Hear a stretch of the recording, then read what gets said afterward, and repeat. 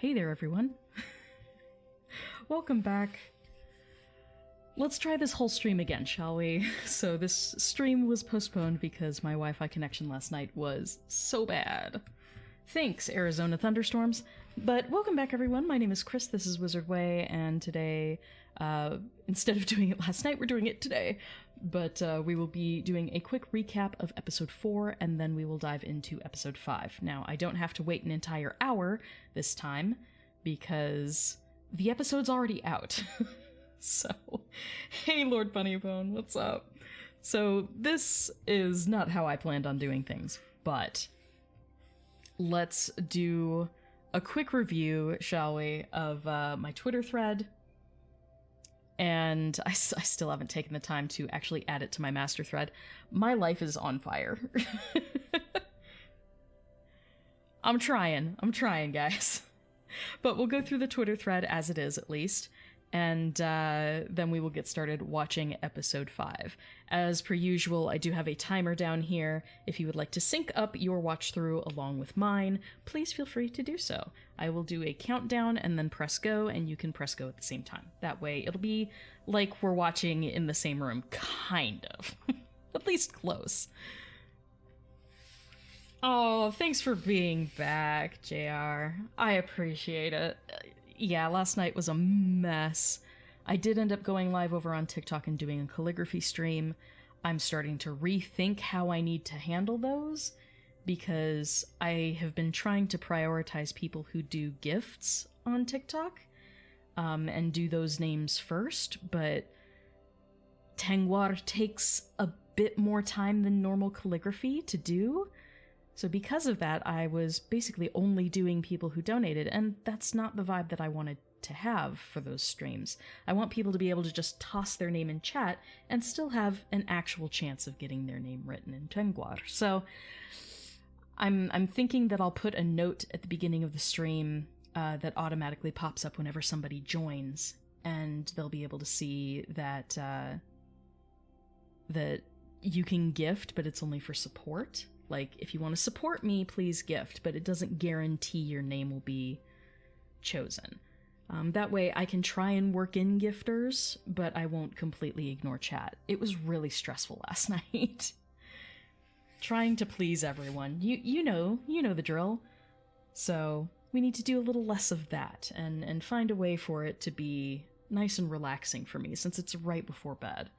Most nights that I do it. But let's switch the scene on over, and we will check out the Twitter thread. We'll go through that really quickly, and then we'll get right into the episode. So, switching over. Or not. Is it seriously not showing? Oh, come on, I just fixed this.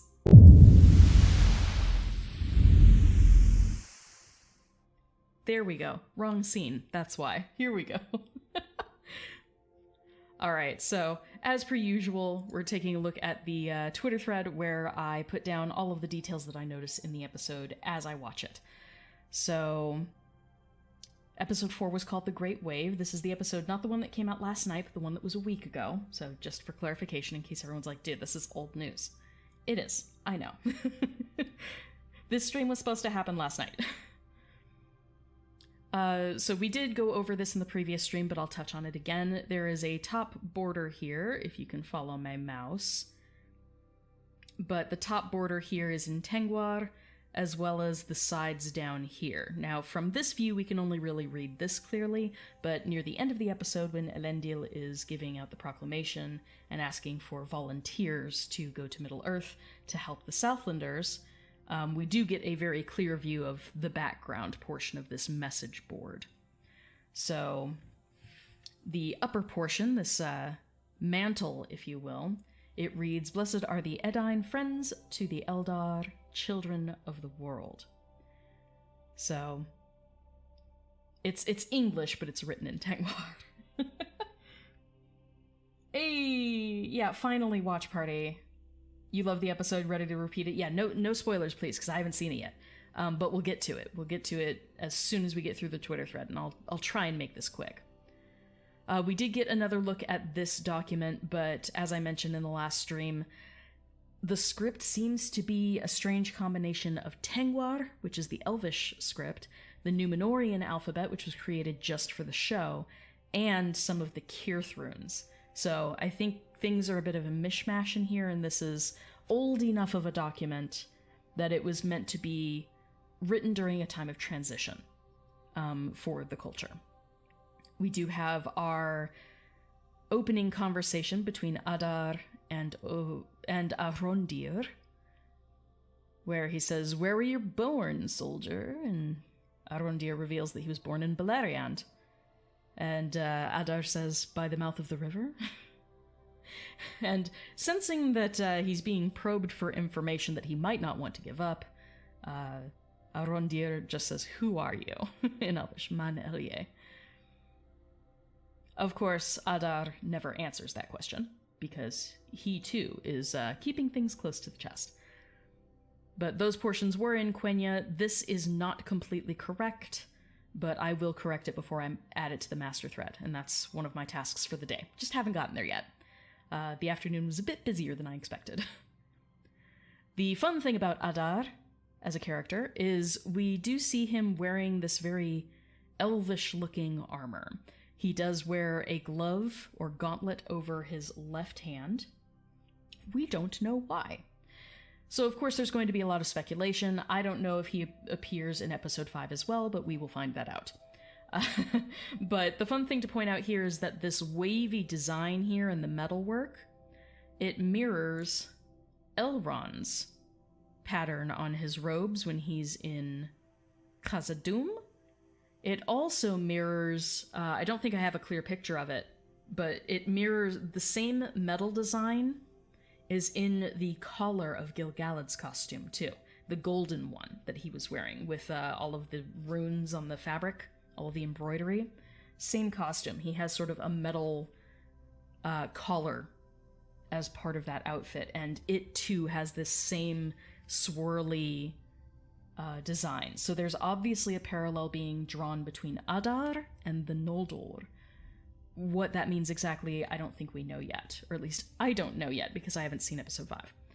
If there's any hint, we shall uncover it today in the stream. Alana.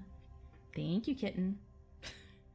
We did get another good look in Disa and Durin's house. There are these columns here that have Kirth on them.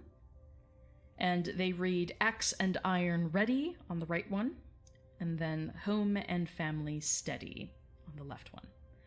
So I thought that was a sweet little detail. We did see that in an earlier episode, but I didn't manage to catch a good screenshot of it, so we get to see it here.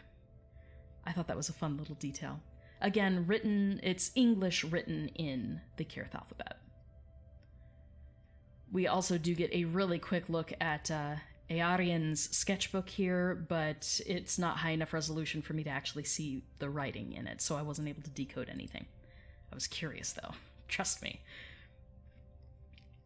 This is a fun little detail. So we did get confirmation that this is indeed the sword Narsil.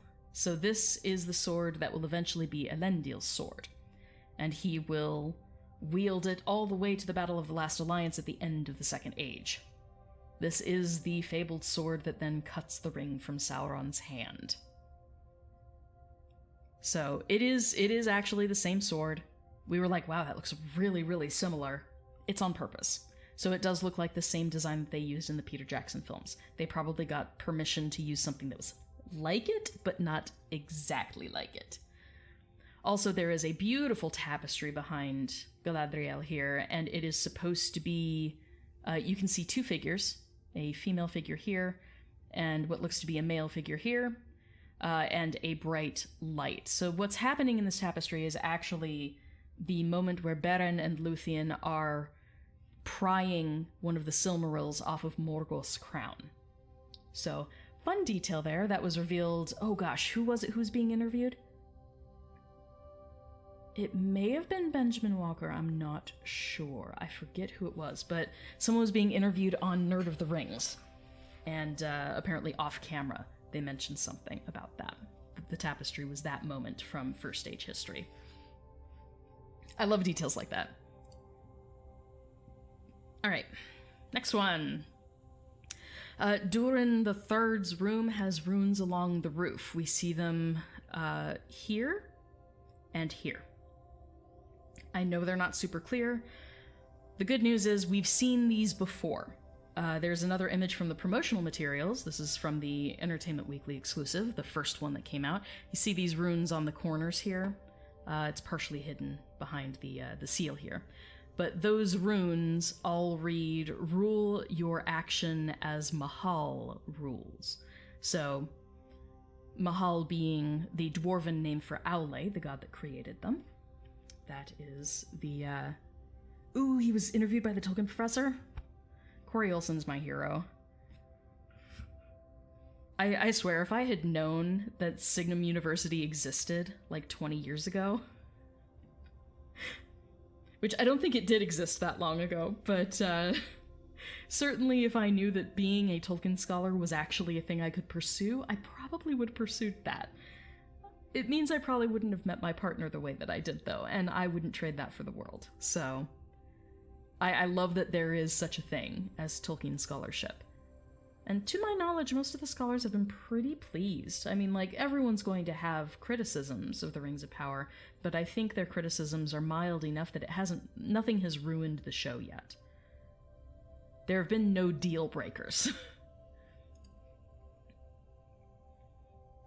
We have another little piece of Quenya, and I even consulted with my friends on my Discord server to double check this, and they couldn't figure it out. Exactly what verbally was being said.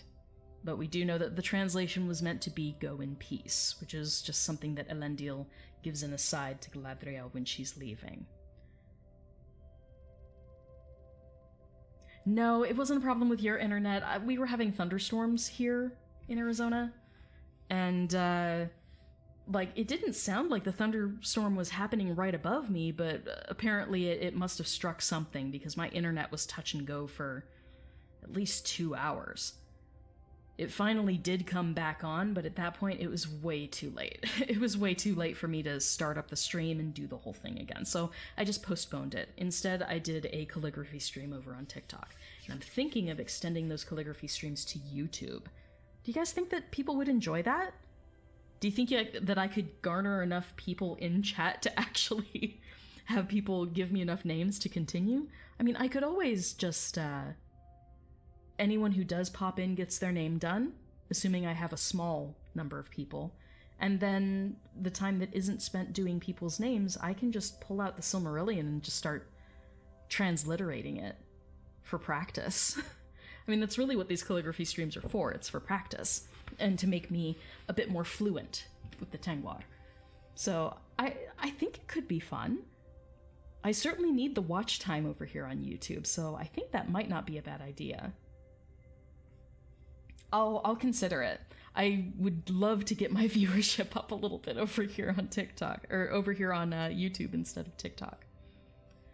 So we have a couple larger bits here. We have the proclamation that is given to Elendil, which he reads from in front of a crowd. I did do a full transliteration of this page, analyzing the characters, seeing where the hyphens were, and some things became apparent very quickly, and other things took me a little extra time. So about 2 hours of work went into this. And so here it is. It says, Queen Regent Miriel will personally escort the elf Galadriel back to Middle-earth at the head of an expeditionary force to aid our mortal brethren in their fight against the threat now believed to be spreading across the Southlands. And then, lower down it says laid bare, and I don't know if it's here or her. It might be her. H-E-R. It all depends on the accent. It all depends on the accent that they are transliterating from. Because it could be her, or it could be her. You know how, like, the R just sort of disappears when you're using a British or Welsh accent? That sort of thing. So it's probably laid bare her intent. And then daughters of the great... I think it was sons and daughters of the Great Realm, you know, to recruit sons and daughters of the Great Realm of Numenor. I think that's what he said roundabout in his speech. So it does echo what he's saying, but not word for word. That one took me a while. I may need a mod that writes a list of names from chat at some point. That would be so helpful. Sincerely, so helpful. If things get as busy here on YouTube as they do over on TikTok, I mean, I peak around 500, typically. And that's in a 2.5-hour stream for calligraphy. I peak at about 500 concurrent viewers, which is bonkers. And certainly chat is going so fast at that point that I cannot keep up. I would love to have a mod, but it's one of those things, like, who do I ask to do that? Who would be willing to do that? That feels like, it's like, I mean, if you're going to be watching anyway, that's one thing, and helping out shouldn't take too much extra energy if you're already going to be present. But I never demand that out of anybody. So, I mean, Lord Bunnybone, if you're raising your hand and volunteering, I will happily make you a mod. But let me know. Because certainly things got a little weird at the end of my last stream. I think I got onto a weird section of TikTok. The algorithm put me in a space that's probably not the best, and was very off-topic for calligraphy. But it would be great to have a mod that I actually know is going to be present for these things.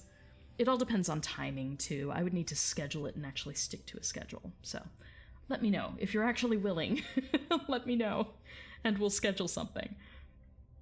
But yes, so I did do this document in full, which took me a while. Next time, if you have time, absolutely. Yeah, there's no obligation.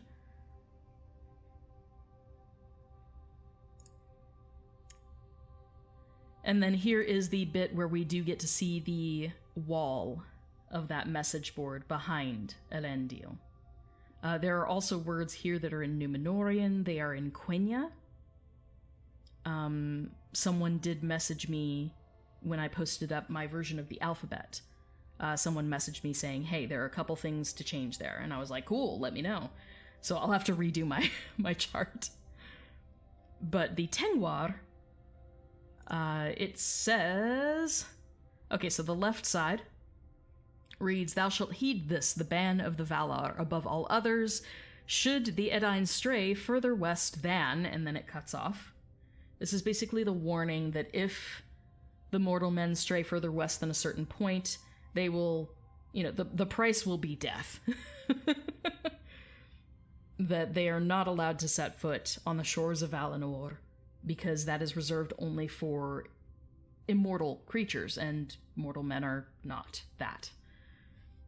So the right side, same thing, but just on the right side here, reads, death, the fate apart that men must bear, is their gift, for to believe otherwise is to feel, and then it's UNG and I think R, so it would, I think, be ungrateful.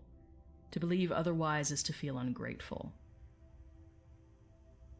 I could be wrong there, but the final word down here is not easy to see.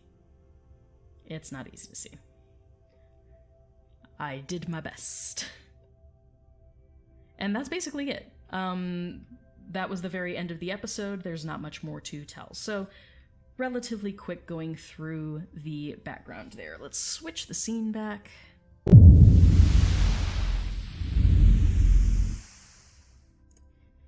Okay. So, again, I do have this timer, this lovely little timer here. So, let's have you guys queue up the show. I need to do the same. I have it open here. We want to go episodes. This needs to re-download episodes. There we go. Partings. Oh dear, okay. Nori questions her instincts. Elrond struggles to stay true to his oath. Yeah, good luck, Elrond. Oaths are not to be spoken lightly. Halbrand weighs his destiny. The Southlanders brace for attack. Lots of things are going to be happening. I have a feeling that this episode is going to jump around a bit. I love that the episodes keep getting progressively longer, too. Started out 1 in 5, 1 in 7, 1 in 9, 1 in 11, and then 1 in 12. We've broken the pattern. It's not 2 minutes longer. But it's still 1 minute longer. I'll take it. Alright, I'm gonna cue this up.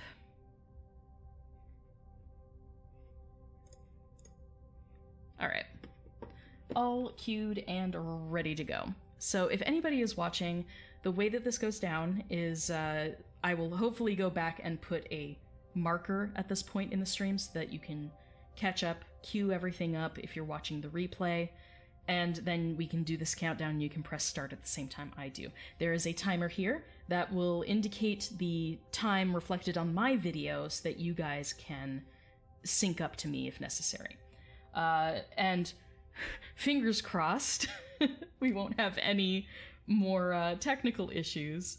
And so as long as my video doesn't start doing weird buffering or something, we should be in sync with each other.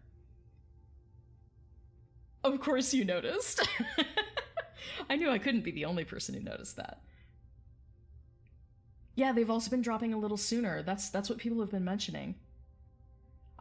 Because I have a very, a format for these streams, I've been really trying to stick to the whole 1 hour of review and chat and then we start. Just so that all of the instructions that I wrote down in the description are correct. That people, if they're jumping forward when re-watching the stream, they don't jump too far forward. Though I'm sure adjusting wouldn't take too much effort. But, I'm trying to make it easy on everyone. Trying to make it easy, okay? Alright, everyone queued up and ready to go? Let's get started. I'm going to turn off the Amethystium music in the background. So now it's eerily quiet on the stream. But that way we won't have any weird background noise happening. Alright, I have my stopwatch ready. 11:30 Eastern for you. You were refreshing every minute. That's actually really helpful for me. Yeah, I know they've been dropping a little bit earlier. Ready when I am. Excellent. Hello, Jessica, and thank you for watching with me today. I'm excited about the episode. Alright, everyone ready to go? Let's do a 5-second countdown, and it'll be 5, 4, 3, 2, 1, and then go. Okay? So, 5, 4, 3, 2, 1, start. Alright, here we go. I'm excited. Previously. So the first thing we see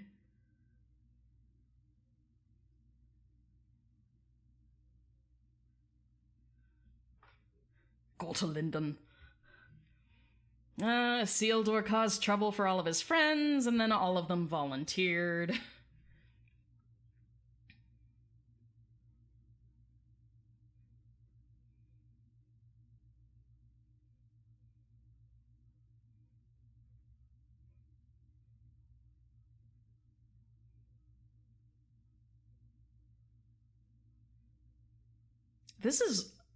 This is well done. This recap is actually, it flows really well.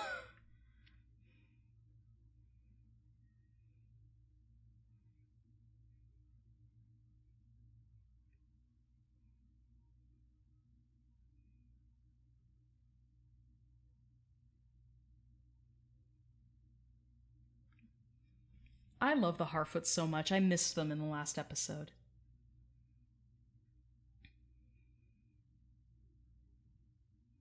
And I know people been hating on this intro.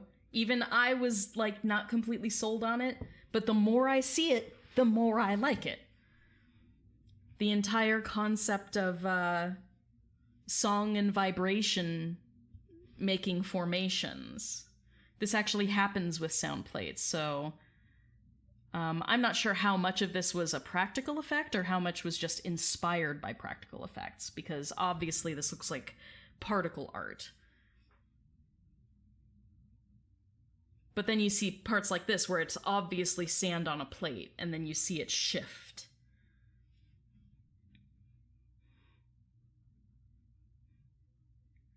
I love that just they change the frequency and then everything shifts. And with the change of the music and the introduction of those darker particles, I think that there's something they could do with that to, like, change this a little bit for each season. And I'm hoping they do that. Yeah, it's timeless. It's not bound to anything. Exactly. That's how I feel about it. That and just, it does, people are like, that's a stretch to, you know, connect it back to the Ainu Lindale. And I'm like, I don't think it's a stretch. I think it's brilliant. Here we go. I do have the subtitles on this time. So I won't miss any bits, hopefully.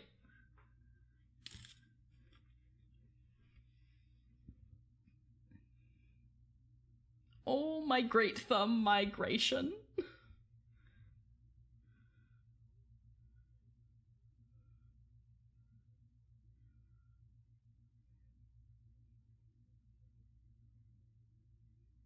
Snails.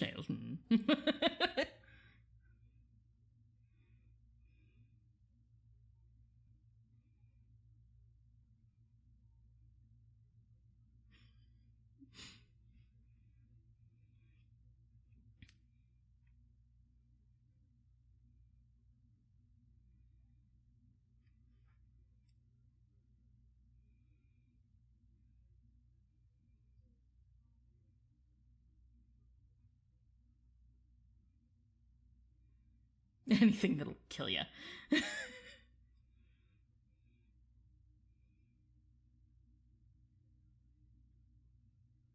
He's like, death? What is death? There's such a softness to this character. Oh, I'm peril, no!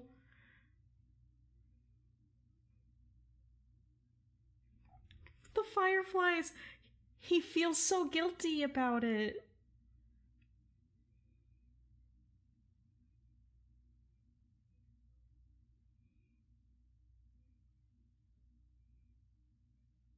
This is super sweet.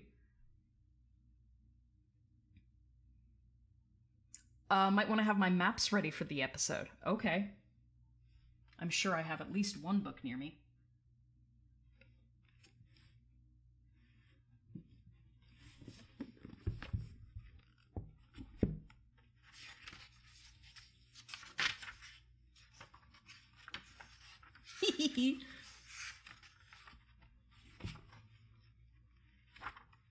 There it is. Okay. Maps.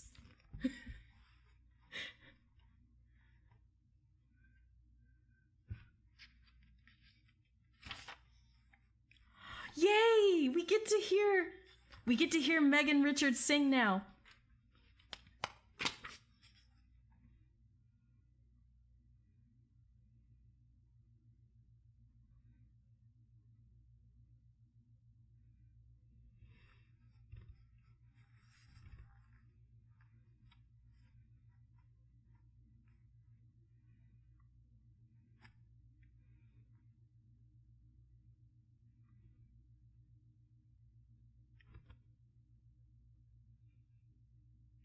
I have chills. This is so great. I didn't know this was her voice. Megan, your voice is great. I love when the actors themselves do this. And they get in a bog like the other hobbits with the bugs. I love it.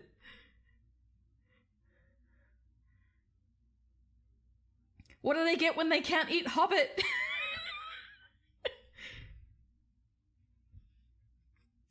I love the way they've mixed. The editing is great with the maps becoming the reality and stuff. Fantastic. Thistledell. I love this.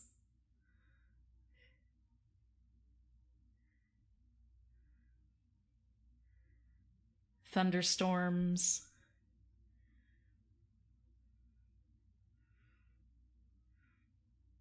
This is so sweet.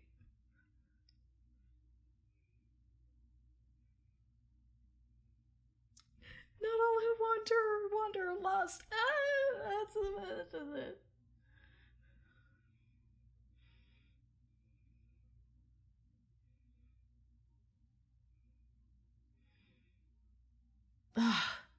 There's so many beautiful shots. Even just the stranger looking up at the moon.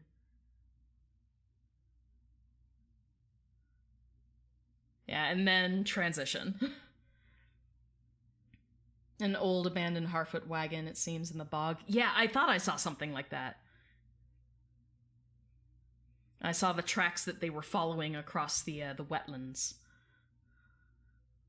Ooh, the dark cult people. Yes. I don't know if her name is Breedy or Bridie, but her. Ladies and gentlemen, her.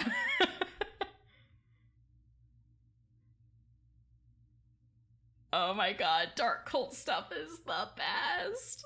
I've been waiting for this so much. With those unnaturally pale eyes and the bleached hair.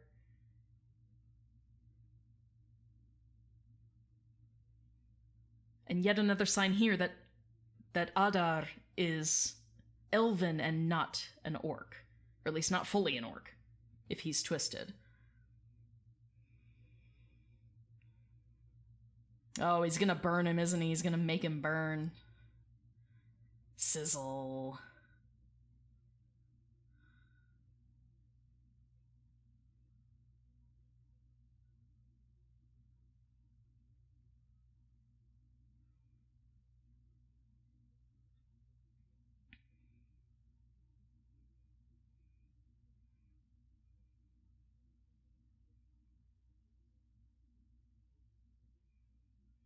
Okay, hint of that sorrow.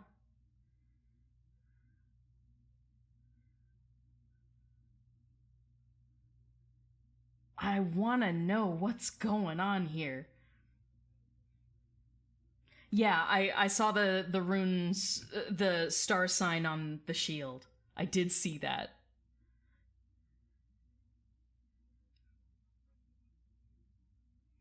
There are obviously prophecies in various cultures about the star formations and something like this happening. Predicting some sort of message from the Valar, perhaps. Whether they think that's a good omen or a bad one. Been waiting for this speech, too. From Bronwyn.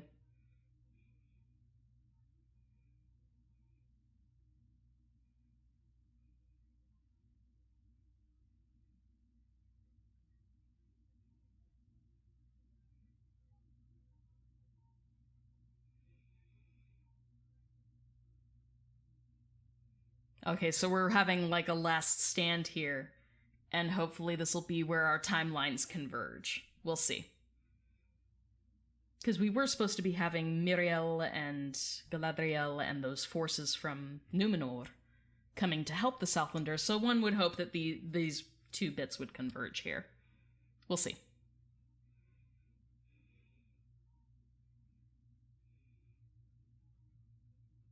Oh, Waldreg.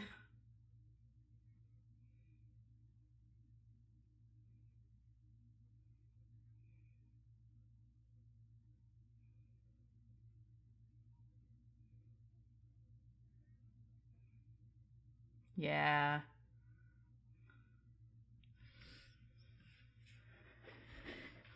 Yeah, okay.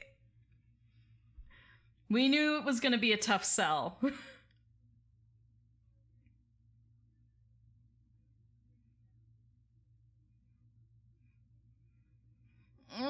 Gosh. The elves didn't do so well, ingratiating themselves to these people. I knew that was gonna bite him on the butt.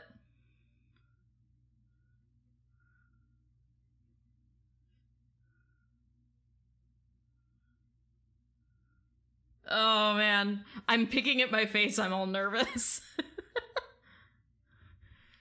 Oh wait, we've seen that pathway before with the orcs marching into it, right? The torches from one of the bits. Back to Lindon! Yes! Lindon! I love seeing some of like the mechanics, like all of these water powered things. Like the horse again. Oh my gosh, the horse. Or was this Lyndon? No, this is back to Numenor. My bad. My bad. I'm just eager to see Lyndon again, that's all. I'm like, wait, no, that's the horse. We're back in Numenor.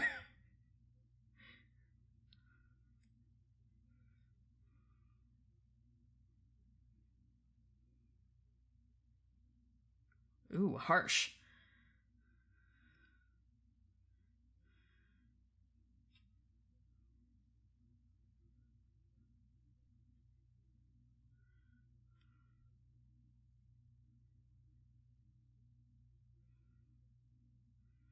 He's pushing him. He's pushing him. He's like, show me you want it.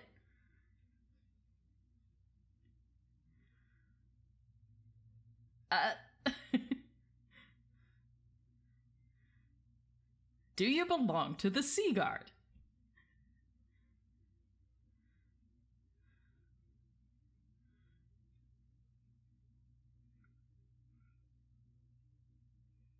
I mean, Elendil's not wrong.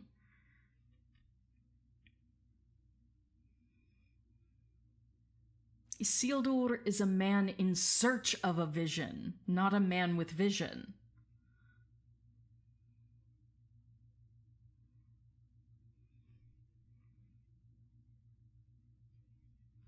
Oh, ouch. Tough love.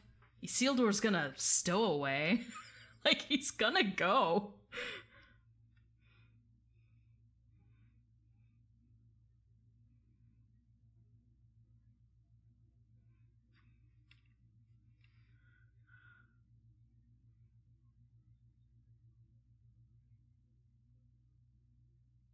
Ooh.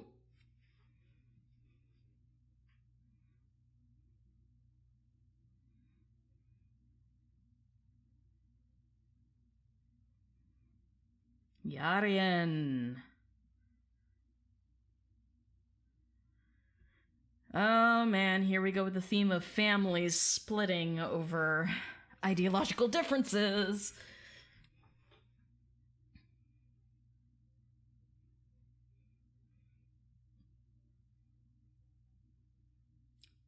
They let him in the forge? Or did he sneak in?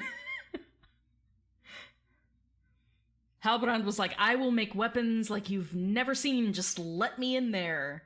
Someone must have changed their mind.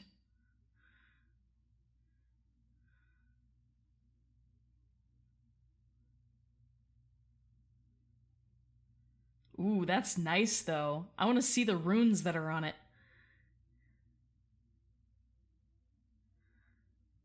It's a nice blade.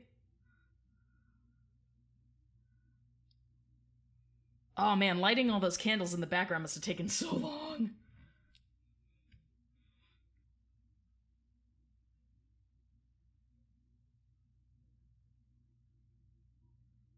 Ostirith. Gosh, are we gonna see, like, Kirathongol?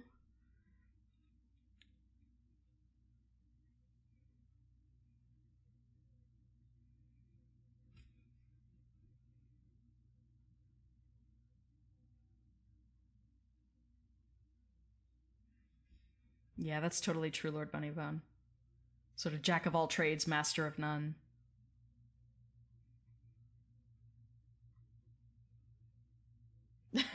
So good.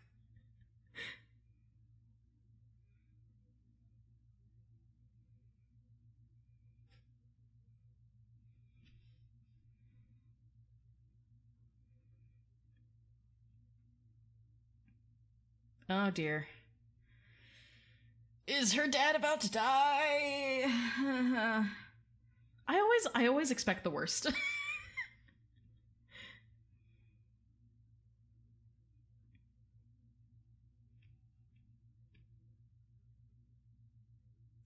Oh, that's what happened. Okay.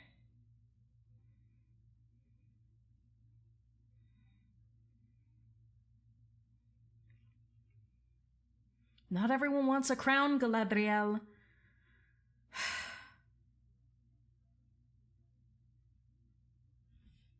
Yeah, I'm laughing kind of at the snow comment. Ooh. Halbrand, not everyone wants to be royalty or a king or have the responsibilities that come with a crown. I don't think Legolas was keen on it.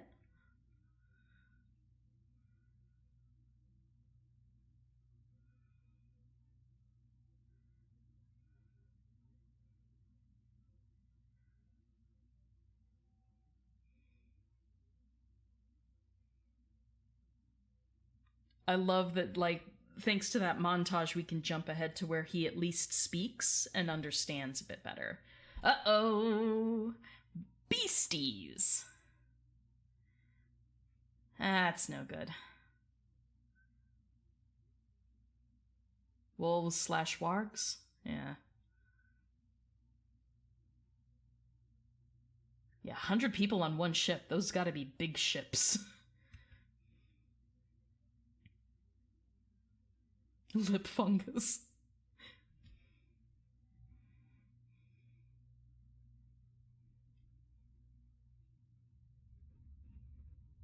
I love the shock on his face. He's just like, take their wheels and leave them? He's like, you're saying actually abandon on purpose.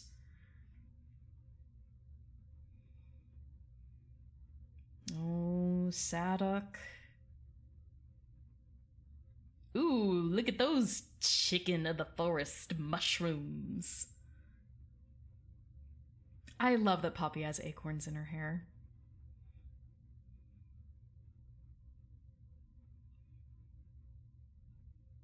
Those mushrooms. Oh my gosh. Those are beautiful mushrooms.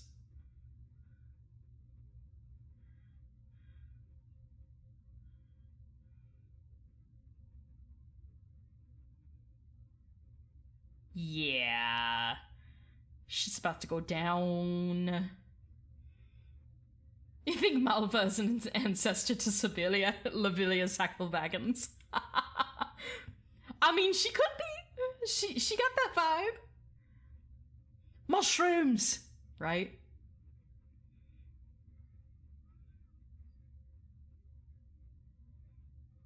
Those looked like, I think they're called chicken of the forest mushrooms.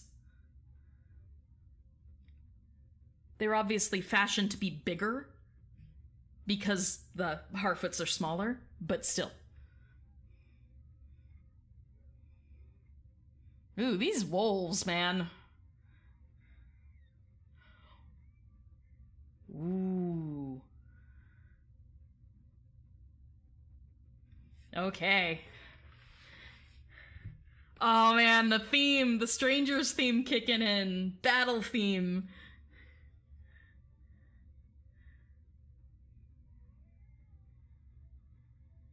Foomp. Wow. Chomp. Ha! It's like, you said this was going to be an easy snack, and then this happens. This is why you're not the alpha of the pack. Just kidding. Ooh, okay. Bernie. Power, magic comes at a cost, right? I'm still leaning into him being one of the wizards. I just don't know which one.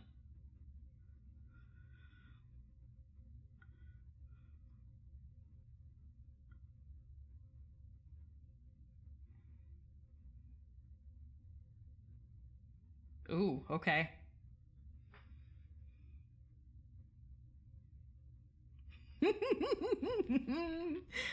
She's gonna school them. She's gonna school them hard. Can I say I'm glad that there are female warriors here? Thank you.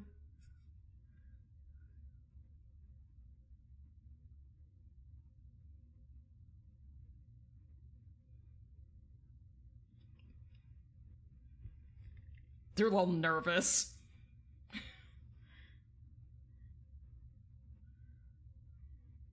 Promotion?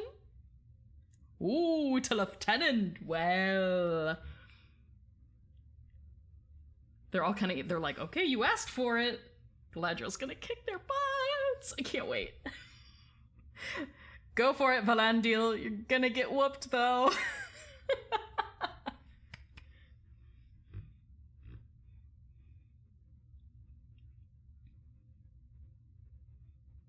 Ah, Morviv.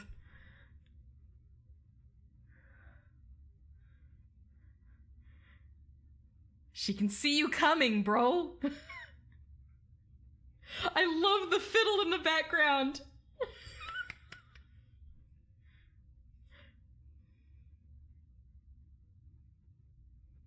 Hey, that's good advice, though. Footwork. I love she has one hand behind her back. He just walks right into it.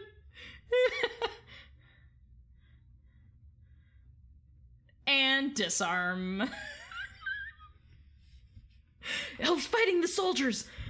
Fight! Fight! Everyone's like... Oh man, I love this so much.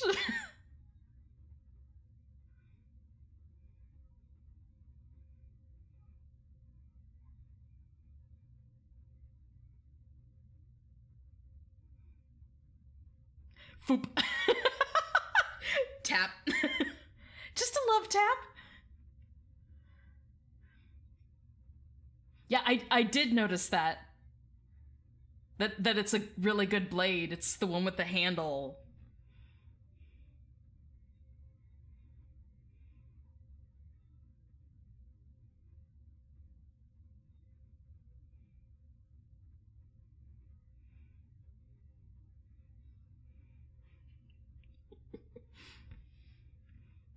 She's right.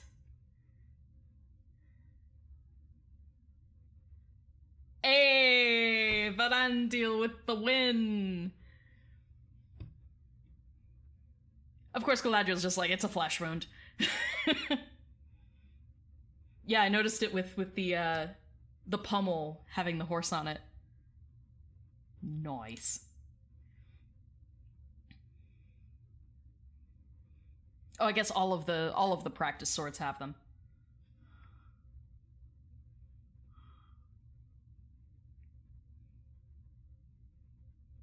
And Kemen.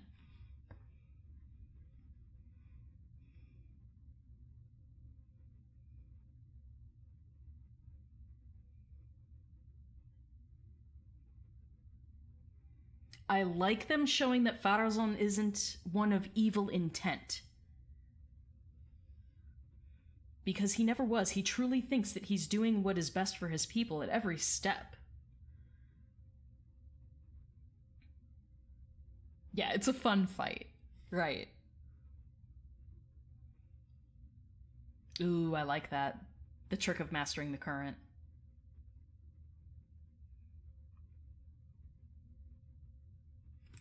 Twerp.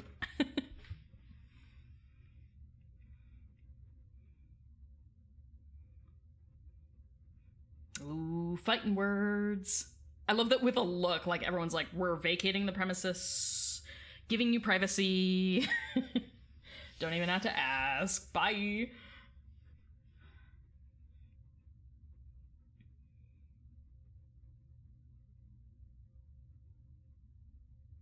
He's second guessing his words. He's like, did I say orders from an elf? I meant...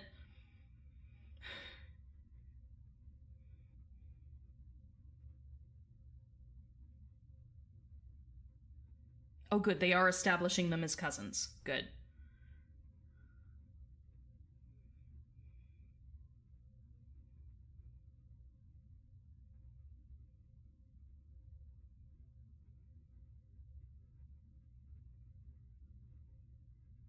It's a matter of influence.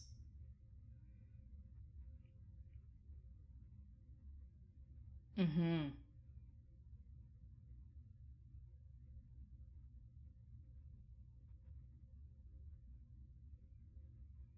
Yeah, he's looking big picture. And he should. Farazon is one who did. I like this. No, this is good.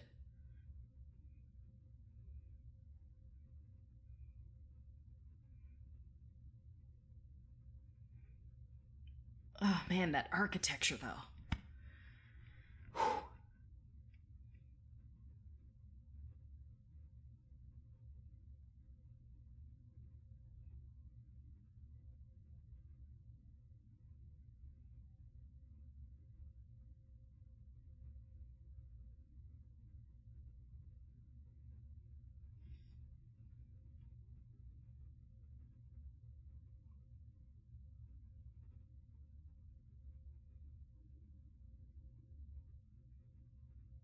Mm.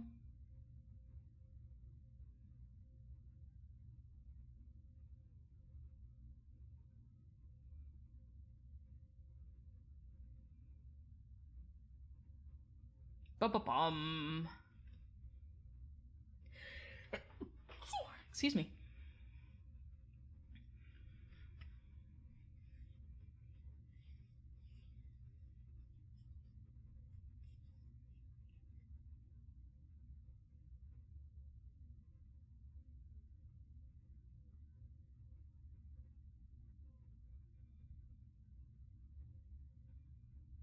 Yeah, I want to see it closer. Ooh, cool.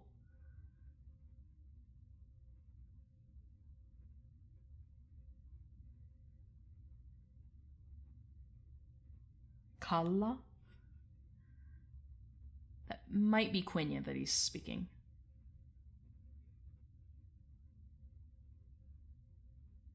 It's... Ooh.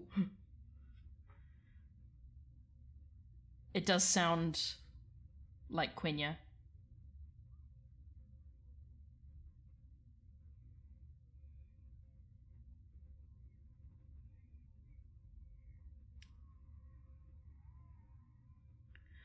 I know Atar was in there, which is father. I think it was Inviniatar.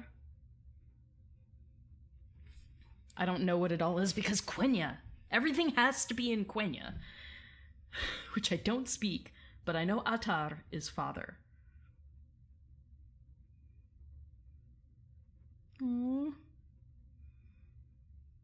That first bit of doubt.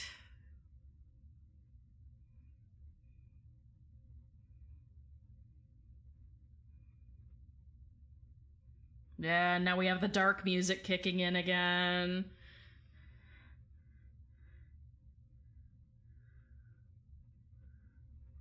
One of those things. He doesn't have his memories yet, and that might be a good thing for now.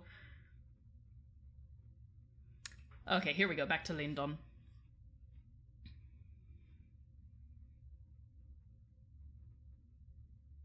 Yep. There's the collar that I was talking about.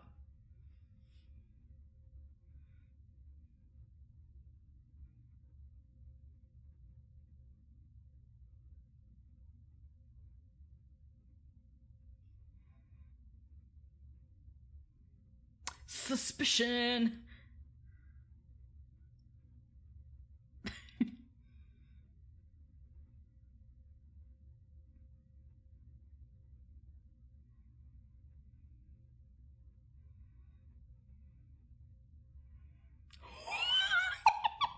I mean, he's not wrong.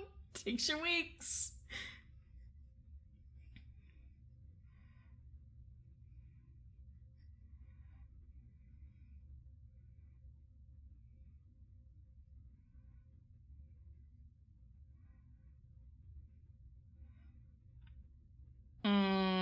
Here we go.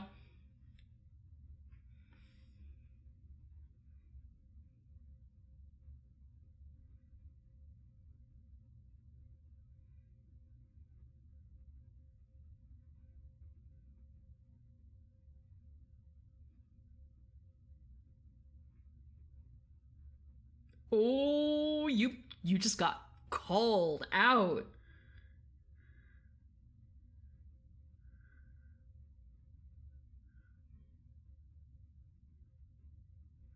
They took it from, like, Belagost. Or Nogrod. No! Dude, Gilgalad.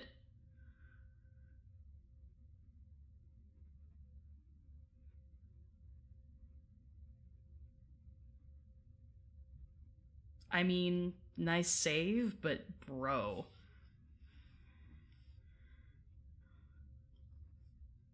Where'd you get the stone, dude? Celebrant was like, and to our union. Oh gosh. Tense. I mean, we were expecting tension, but still.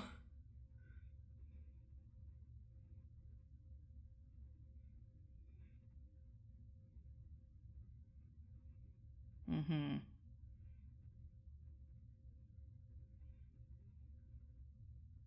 Yeah.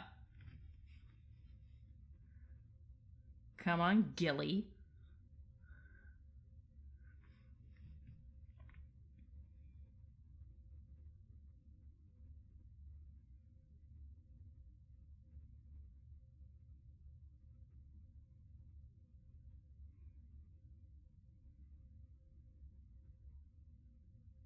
Recount it.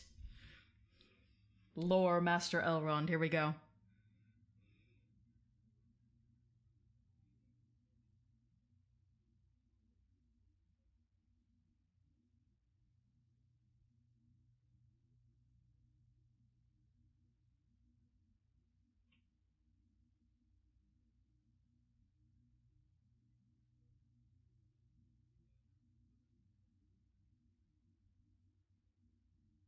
Ooh. Okay.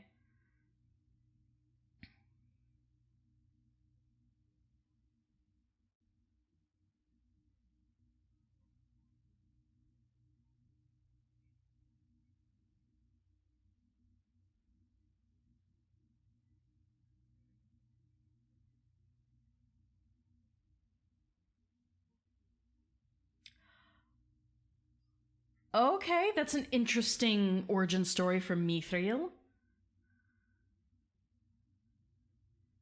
Okay.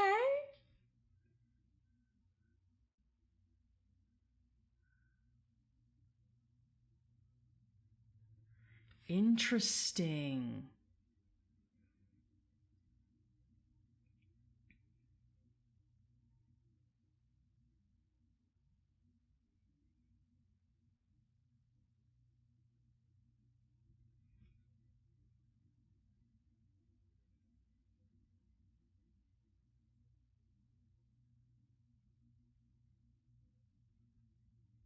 The places I mentioned? Oh, Nogrod and Belagost were two of the dwarven settlements in Ered Luin, the Blue Mountains. This was the mountain range that later became that edge of Lindon. Now, Lindon is closer to Osiriand in the first stage, but just north of Osiriand were these two great dwarven dwellings, and they were basically lost when the world shifted.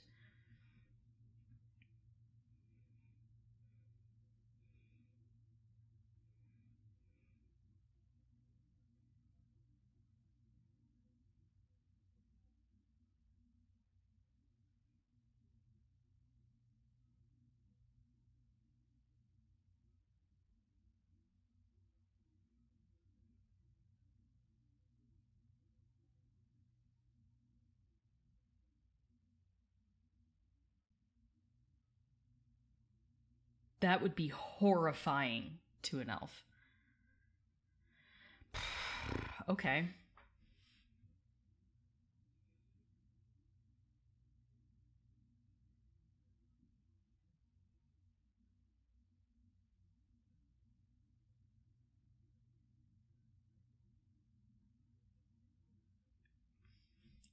And Gilgalad would know what that means.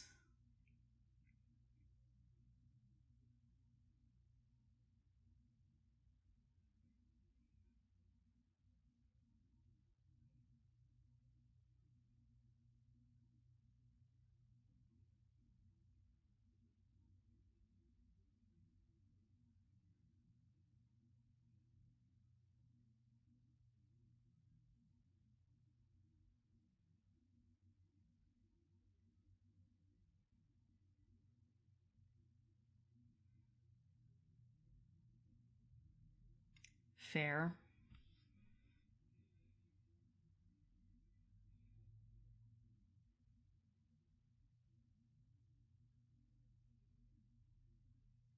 The water bowl? I'll take a look.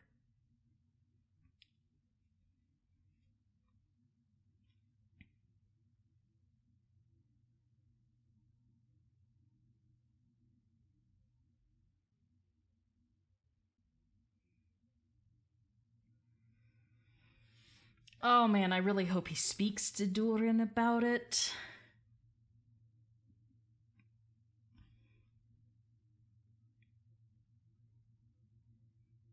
Ah, I see what you mean. Not necessarily. It might not necessarily be her pool, but the whole concept of a mirror being used for divination?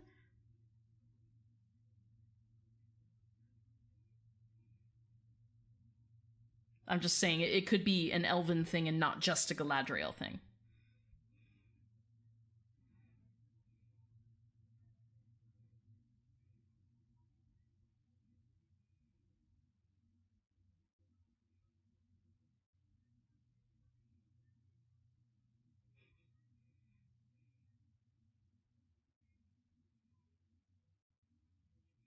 Dude, why you gotta cock block like that?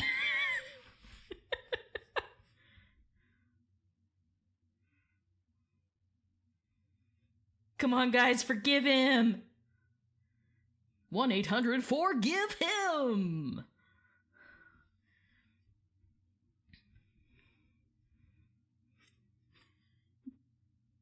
Yeah.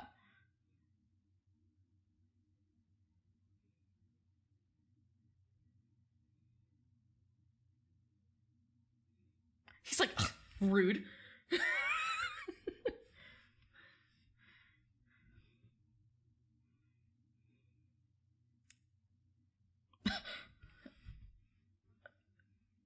Can you? Exact same moment. I'm like, I knew exactly what he was gonna say.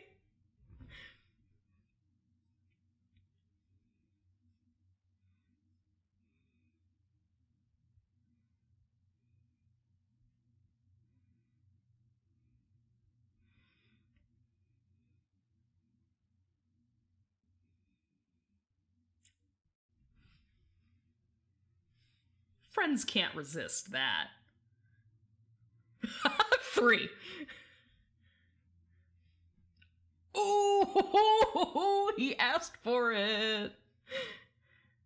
That felt like 3. And this is why Valandil is the namesake that inspires Isildur's heir.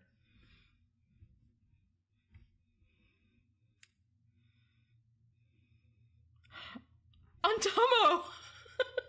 Poor soft boy Antamo is just like, bro. Bro, no.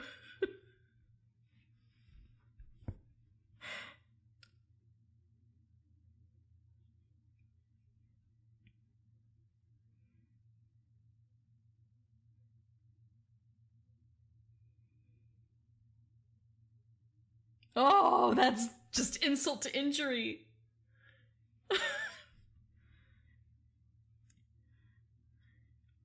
His horse is going and not him. That's gotta cut deep. That's gotta cut real deep. Antama will remember this moment, right? Antama's gonna be pissed that, like, when Isildur, assuming Antama lives, which I think is a big assumption. If he does, though, he's gonna be kind of pissed that Isildur names his kid Valandil. Oh, it was Kemen. It was Kemen.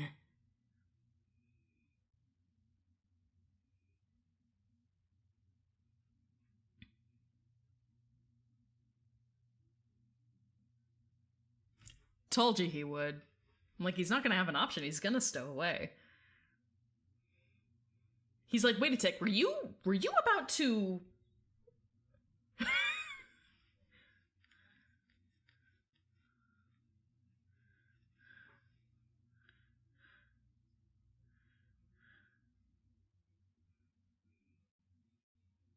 Oh, that's bad. Get out.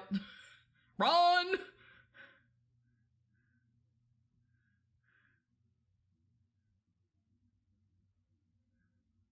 That's just gonna buy him just enough time to get out of there. Okay. Yeah, Kamen.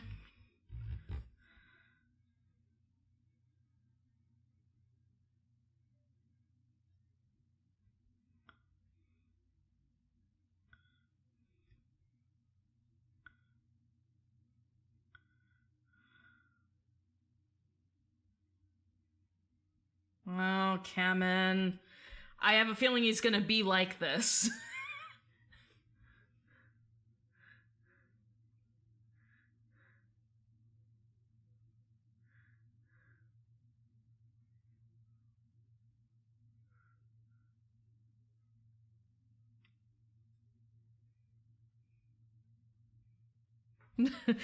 Elendil knows something's up. He's like, a cask went up? What? No. Are you doing a crime?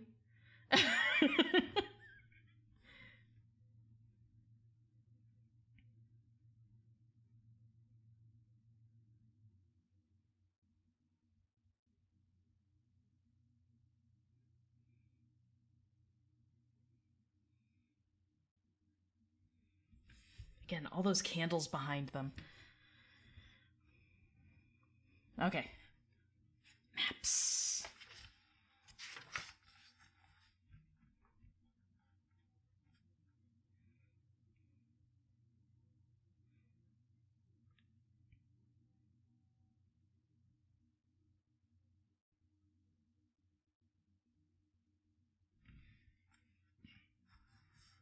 Mm-hmm.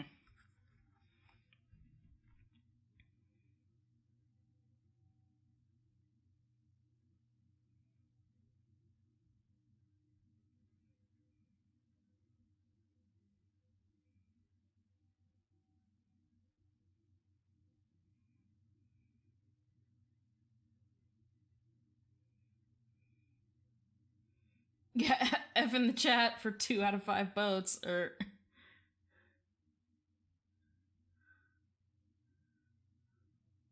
Yeah, that's fair, that's fair.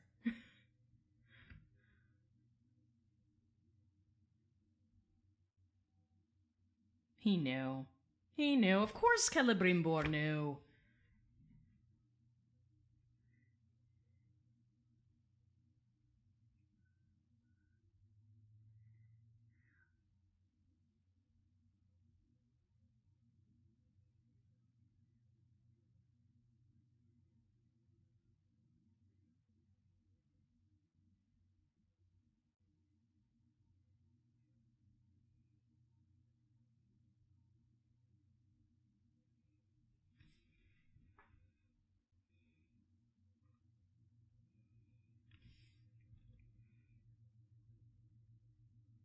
See a little bit of just childlike hope in Celebrimbor. Well played. I also do like that Celebrimbor wanted him to be involved from the start. That's nice.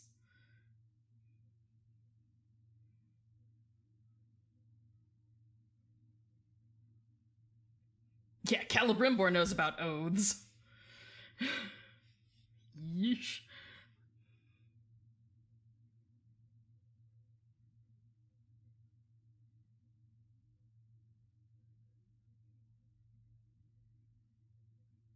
He was half elven, not mortal.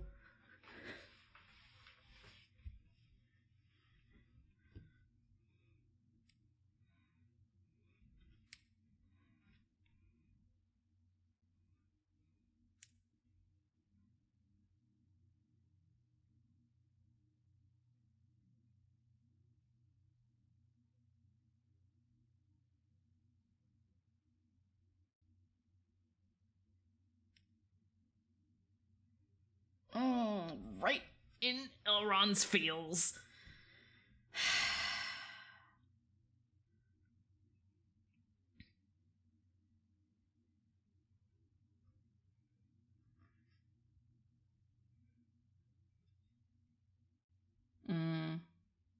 Just a ploy to get Mithril. That's possible. That everyone's lying. I wouldn't put it past them. Mention his father and mother. Right. I mean, like, tactics, for sure.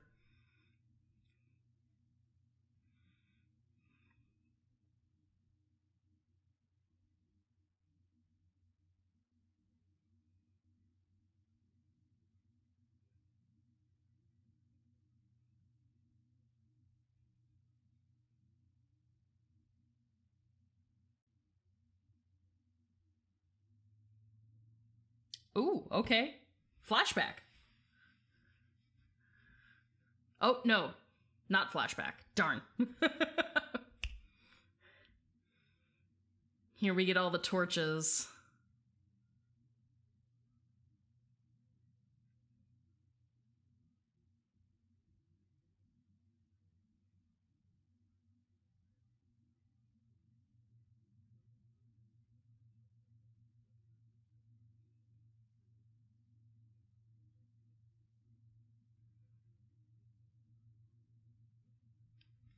Echoing the words Finrod Felagund told her in Valinor.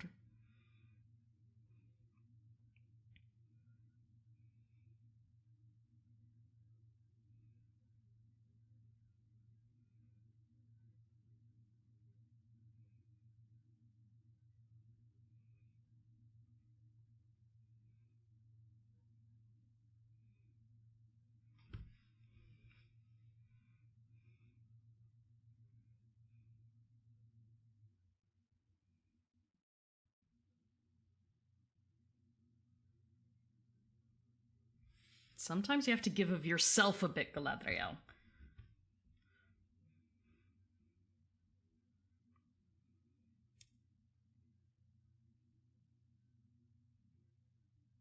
There's desperation in Galadriel.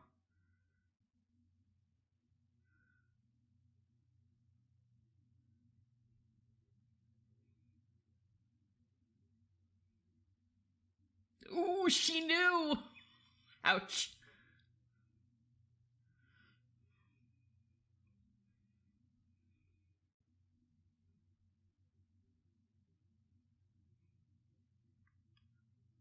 Yeah, I mean, self-awareness?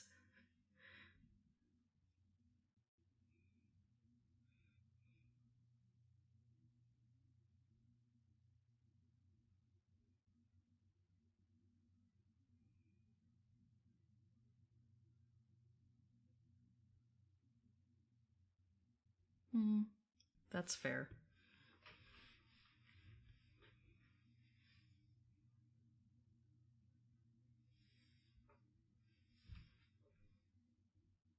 And the awareness that just Valinor's the only place where she can get peace. But she doesn't feel that she's earned it yet. She doesn't feel like she is in a state where she's worthy of Valinor. Much like Isildur, wanting to be worthy of Numenor.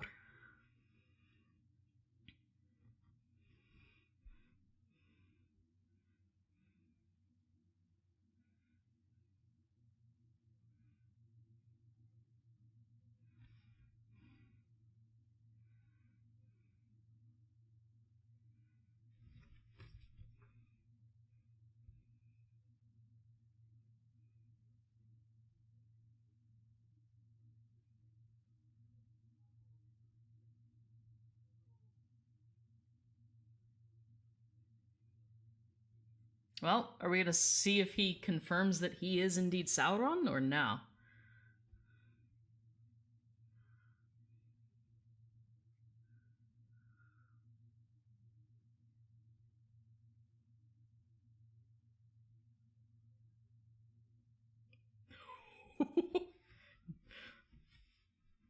Apparently not.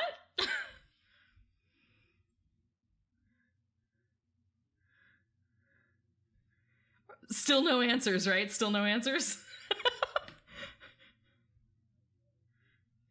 Whoever you are!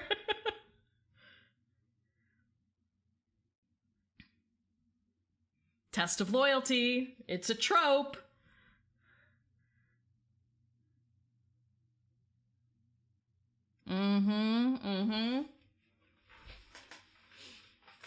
Those in the cult of Sauron demand blood sacrifice to show loyalty. Oh, this poor kid.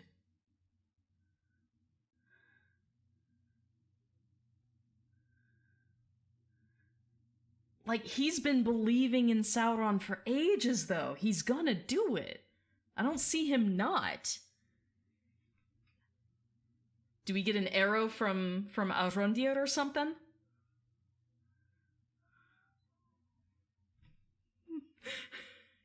Nope. Okay. I called the arrow at least. No one knows who Sauron is. I wanted it to not be obvious. It's a good thing.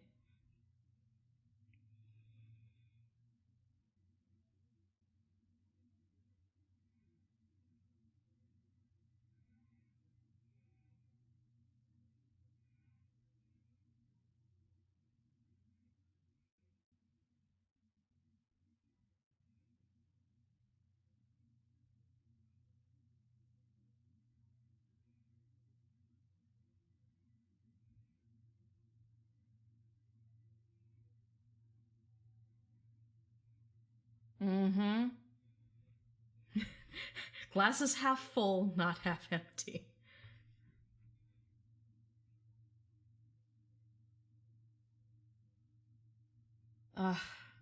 Arondir.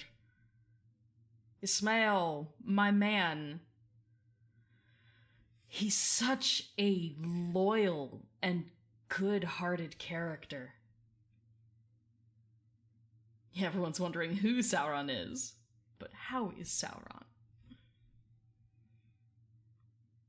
Oh, and an elf finally sees it.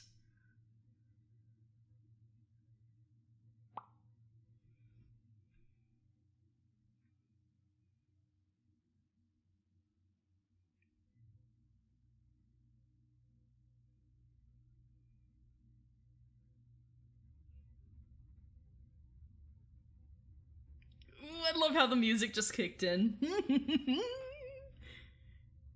There it is.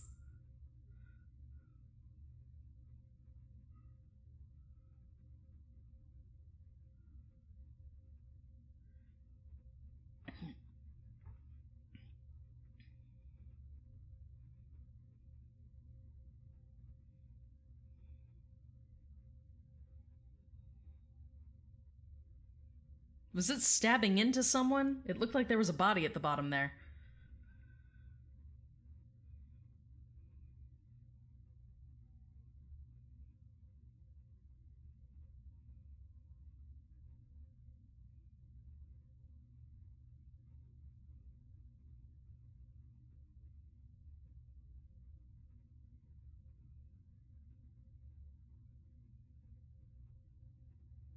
Mm-hmm.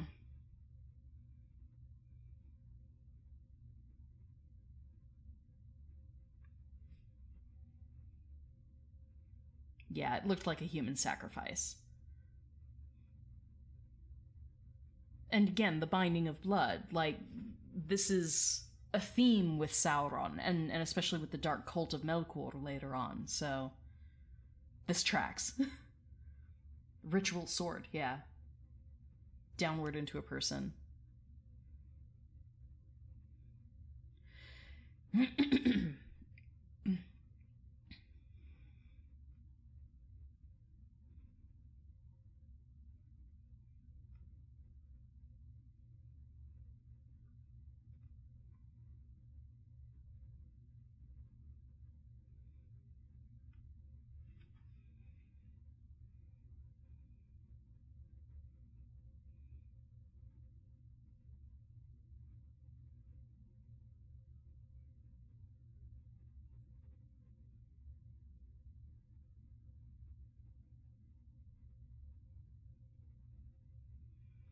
Yeah, I mean, it's not that men are evil, it's that they weren't given much of a choice.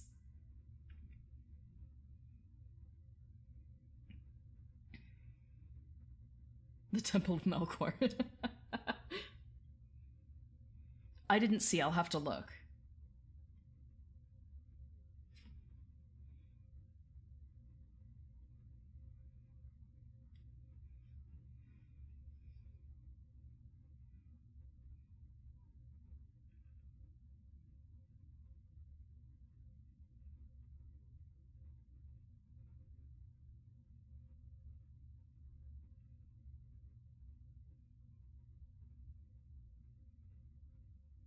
Are they going to make the tower fall on purpose?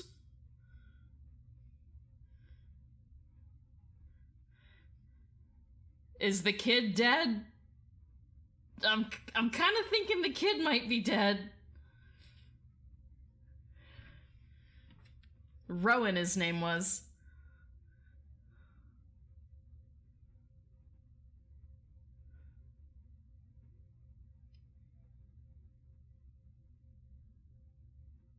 Okay, back to Lindon.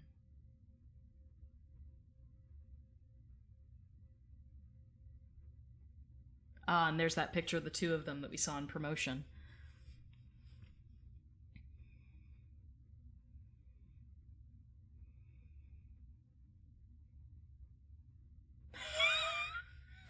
Okay, cool. It was a fib.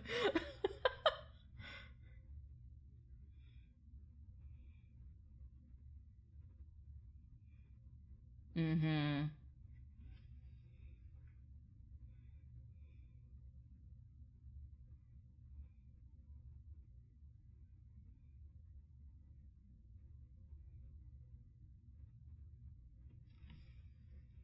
Straightforward, Elrond. Hand it to him.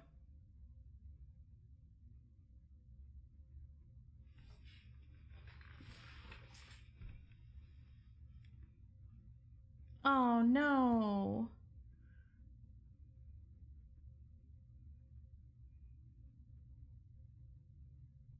Okay, I didn't know it, but he was sent.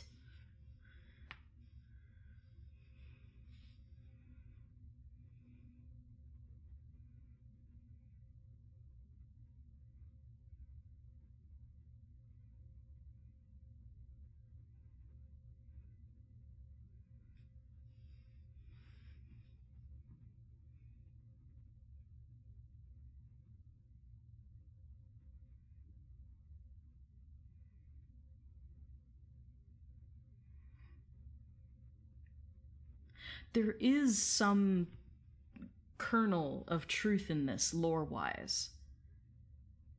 There is a certain quickening of the elves aging. Now, canonically, it doesn't happen now, it happens later, but learning of the fate of it, that if you linger, eventually you'll fade.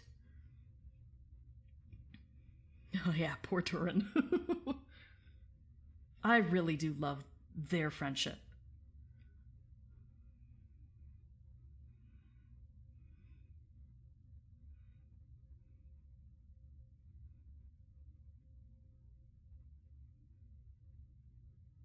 He's like, well, that makes me feel like it's gonna be a dwarf that saved ya. Like, yours. That look! I love it! Owen! Yes. Owen. I love it. Like, you know his answer.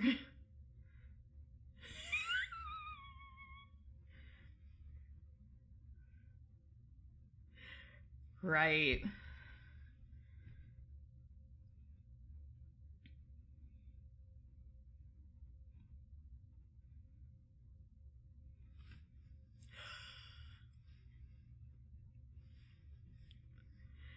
See? Thruple all the way. Tell Disa the table's from me.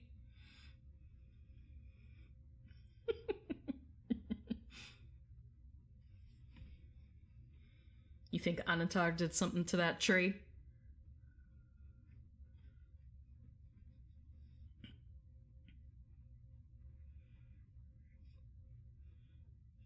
Well, canonically it wouldn't be Anatar, because he was not admitted into Lindon, specifically into Lindon. because Elrond and Gil-galad were not convinced by him.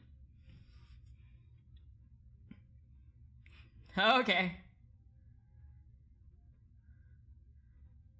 I mean, he shines up super nice. Yeah, thruple goals, no shit.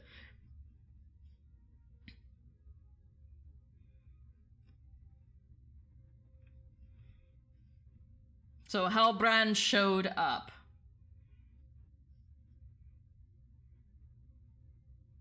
It's cool to see some of the echoes of, like, the symbology that we see later on in Gondor and Arnor.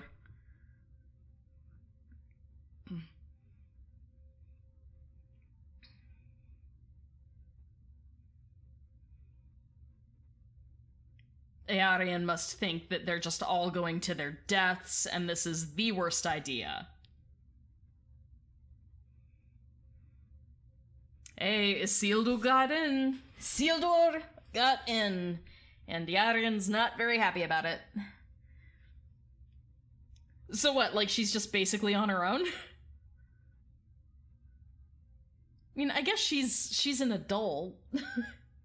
But...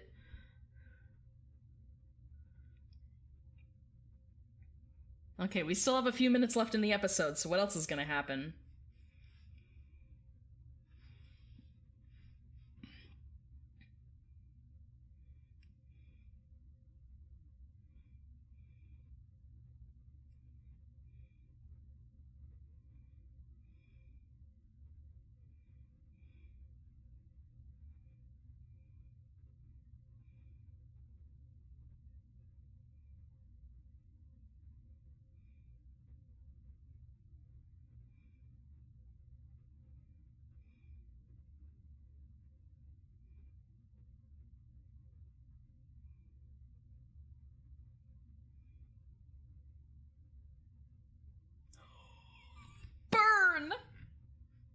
I mean, at least he gets to be with Beric, right? You work from the bottom, dude. Earn it. You get to go. Just be happy about that. I love Ontamo, though. Ontamo makes me happy. And there she is.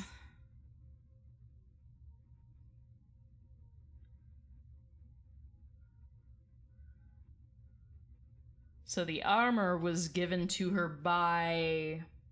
someone? Miriel, maybe?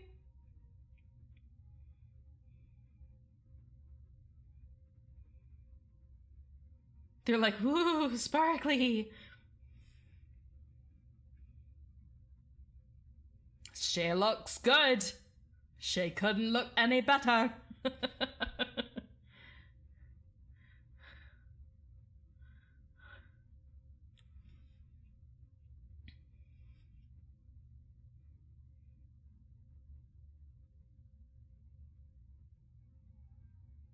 Huzzah!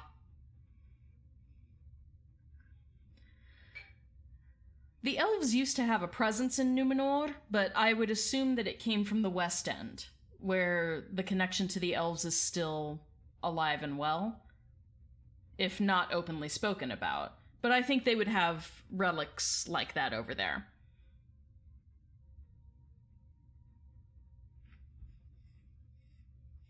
It's possible, at least.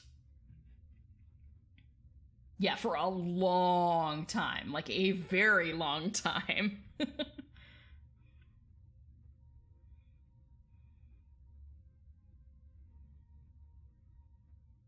Okay, this might be the end of the episode. And then it's just credits. Okay.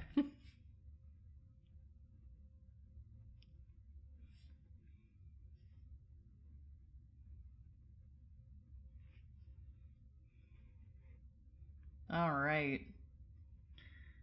There it is. Oh.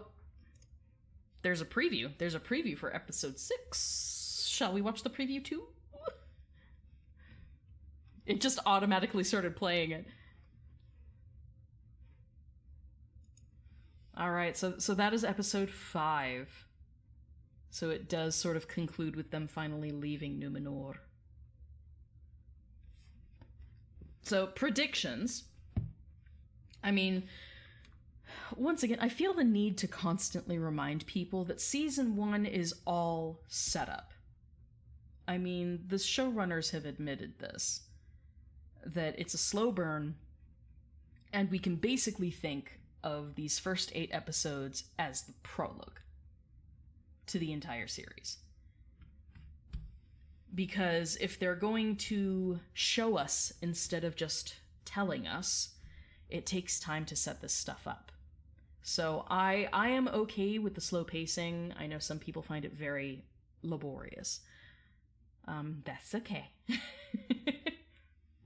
He stopped automatic playing so that it would continue the song. I love that song.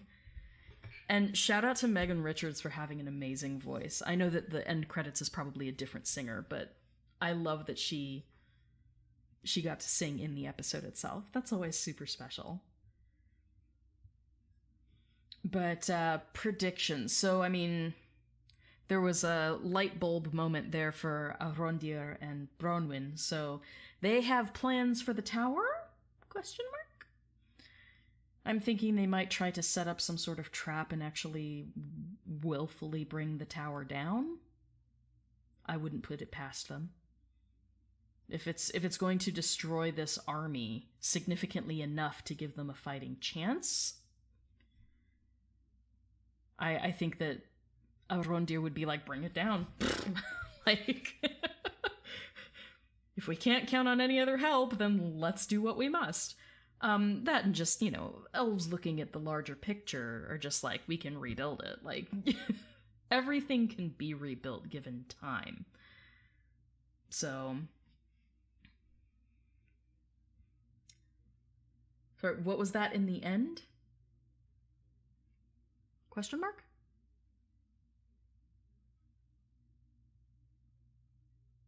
You hate the Mithril myth? It's not some magical Silm-related thing. It's just an ore, yeah. That the dwarves discovered. It's not a magical medicine to save the elves. I agree. I feel like that's pure fabrication on their part. And honestly, like, a lot of the stuff that they've touched on and included in here is not lore breaking.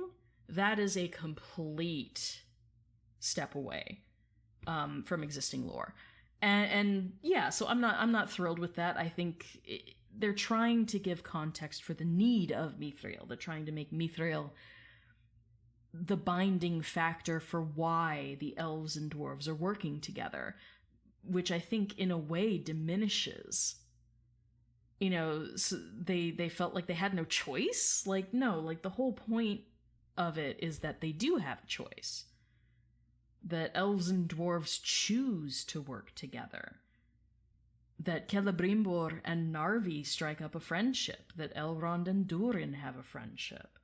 I think it should be based on those friendships, the actual connections between the people that forge this alliance, even though it doesn't last forever. I feel like it's the relationships that should drive it, not some myth about the Mithril. Though I do at least like the way that Elrond and Durin, as characters, played it, given that background. Like, if you're forcing that background down their throats, at least the acting was well done. Because faced with that, Durin would be like, well, keep thanking me for the rest of eternity then, but sure, like, he's not going to doom the elven race. That would take a level of spite that I don't think he has. We know that Sauron covets Mithril. So I think he's pushing that angle.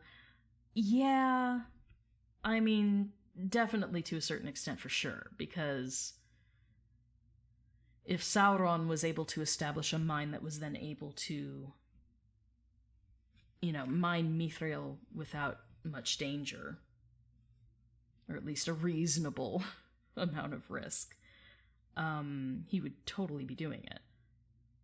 So I get where they're going with the whole, like, well, let's make the Mithril special, But putting it so that it only ever existed in the Hithaeglir, the Misty Mountains specifically, I think that's a mistake. Like, even Elrond, Lorekeeper himself, is like, it's apocryphal. Implying that the legend is not confirmed. Exactly. That and just... If the elves knew for a fact that a Balrog was in the Hithaeglir, especially during this time period where they are in an alliance with the dwarves, they would have fucking warned them. That's not information that they would have withheld. So, yeah, I don't like the Mithril thing either. I don't. I feel like that's a step too far. Again, it's not going to keep me from watching the rest of the show, but that's a pretty big departure from canon that I'm not thrilled about. I'm not thrilled about it. I'm like, really, we're setting up this Glorfindel, this Glorfindel and Balrog thing, but in the Hithaeglir instead, and I don't know, just that it's an elf so pure of heart that the elf could go head to head with a Balrog and win? No. just energetically win? I feel like that's pushing it. That's really pushing it. The fall of Gondolin with the Balrogs, falling at least one to Icthelion, that at least makes sense because there's a fountain involved, and fire beast go in fountain, extinguish fire, drown. Makes sense. The Balrog that Glorfindel takes down, they both fall to their death. Like, this is not something where it was just head to head without any other element involved. I mean, bringing down a Balrog is difficult. We see that with Gandalf, that, like, he's a Maya, and he eventually smotes him upon the mountainside, right? But in doing so, he loses his form, his current form. So, yeah, I get what they're trying to do, I just don't like it. Yeah, that's basically what it comes down to it. I don't like it, and that's okay. I don't have to like everything about the show. It will niggle at me for sure, and I know my partner would be losing it. Sandra would be like, oh my god, I'm never watching the show again. This would have been a deal. Honestly, I do think this would have been a deal breaker for my partner. She'd be like, nope, absolutely not.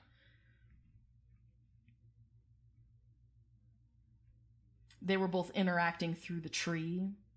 The elf healing it, the Balrog destroying it. Yeah.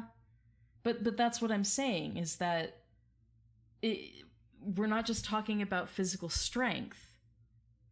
We're talking about the energy and the willpower. An elf is not on the same level as a Maya.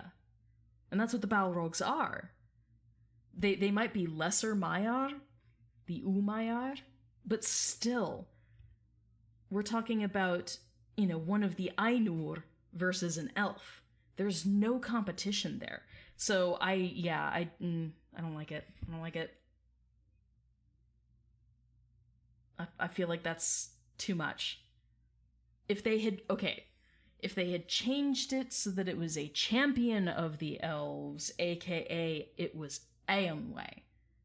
If they had framed it as being Eonwë versus a Balrog, that would make sense. And the struggle would make sense. Because that would be Maya versus Maya. And they aren't always, same level. Eonwë is supposed to be pretty high up there, but even so, like that, I feel like that would have been a better move. To make it Maya versus Maya, and then Manwë, they even mention Manwë in there. Make it so that Manwë interferes for once. On behalf of Eonwë, who's his herald. That would make sense. But as an origin story for Mithril, I don't like it. Mithril was always there. And Mithril was not necessarily...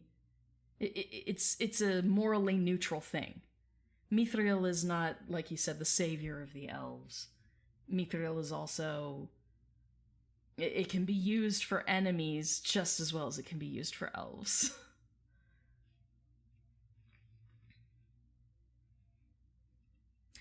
That's true.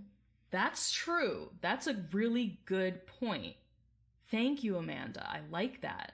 It just sounds like Celebrimbor and Anatar spinning a story. Yeah, if all of this is a fib... But it sounds like this lore has been in existence for a while.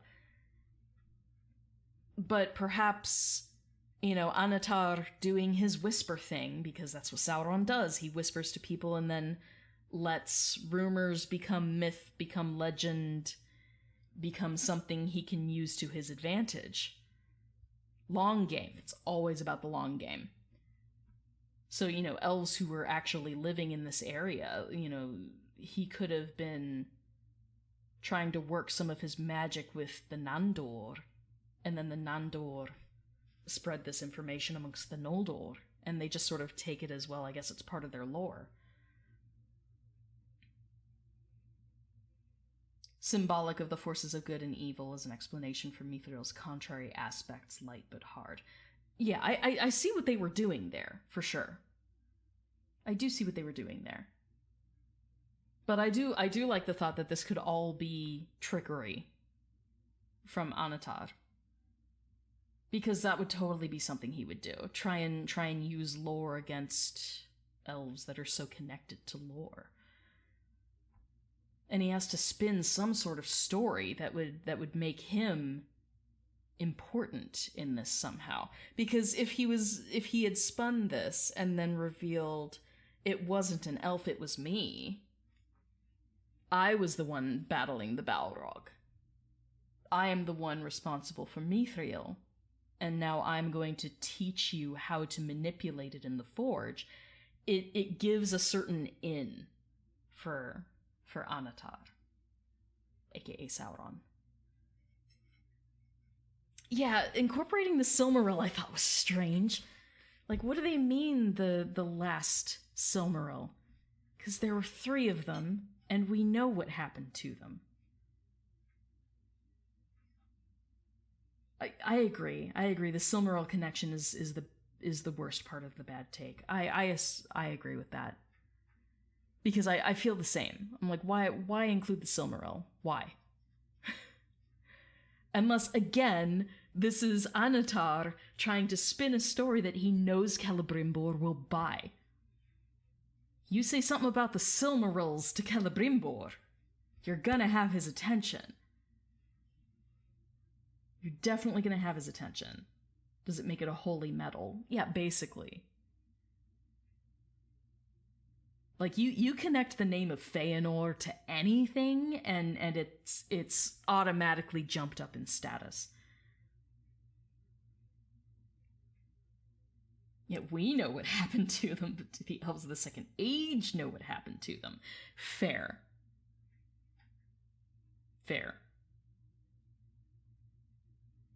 And I mean, it's one of those things that, like, yeah, the lore that we've read through the Silmarillion could all be unreliable narrator. Was that actually what happened?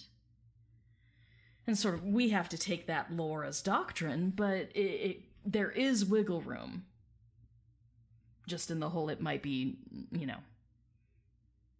an error in narration. If Mithril's only in Khazad-dûm, how did Sauron and the elves know of it if it's a ruse? Yeah. I was under the impression that Mithril was discovered in the First Age, and that especially the dwarves of Belagost and Nogrod, which were those 2 names that I dropped earlier. When I thought for a second that they were... that Durin was serious and that table was actually, like, from a grave site or something that the elves unknowingly plundered.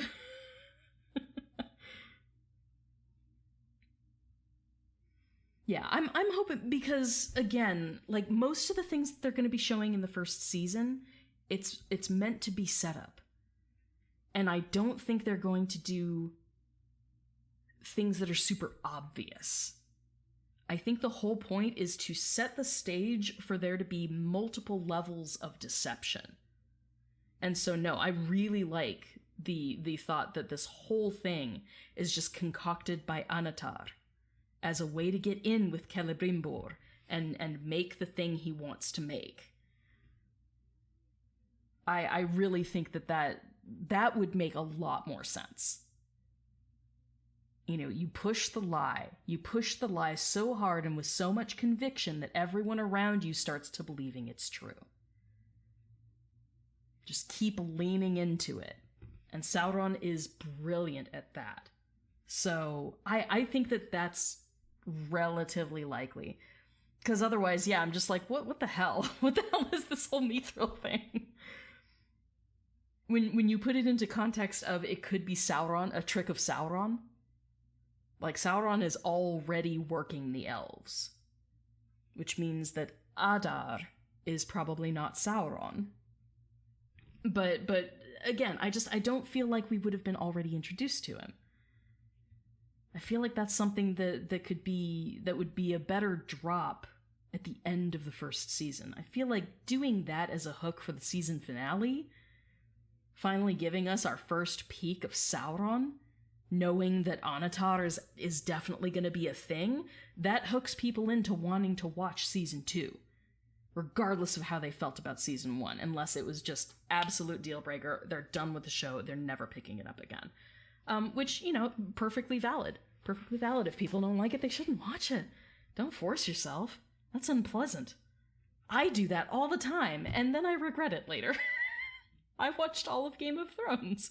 I didn't have to do that, and it's not even a genre that I like. It's grimdark. I don't care for grimdark.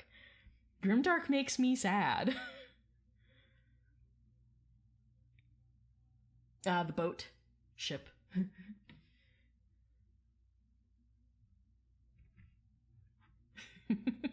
I love that you corrected. Ship. Just makes me think of Captain Jack Sparrow.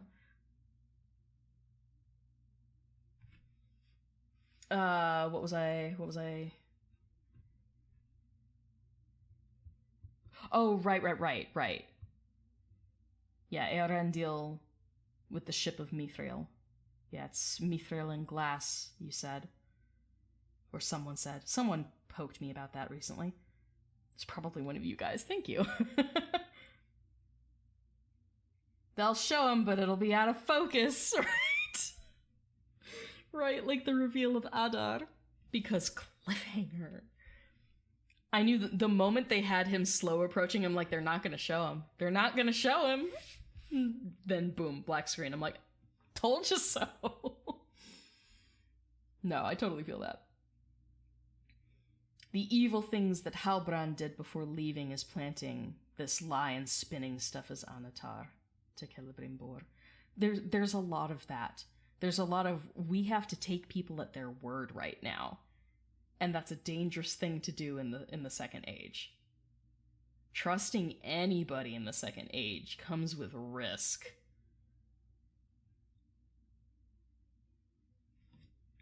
I like the thought that Elrond is just like, it's apocryphal, like you said, like, it's legend, it's not meant to be taken as true. But already Celebrimbor's like, no, it's true. Like, I have sources. We need this. And him convincing Gil-galad that this is the thing that needs to happen. Gil-galad trusts Celebrimbor. There's a strong alliance there. They are extended kin. Same with Elrond. They're all extended kin. Galadriel, also extended kin. These are all prominent people in the line of the Noldor. So, yeah, I think it's possible that someone's already working on Celebrimbor. I like that angle better than just, like, that the showrunners came up with this weird fucking tale for Mithril. Because that does seem more out of left field than anything else we've seen thus far in the series. And so, that should raise a bit of a red flag for us.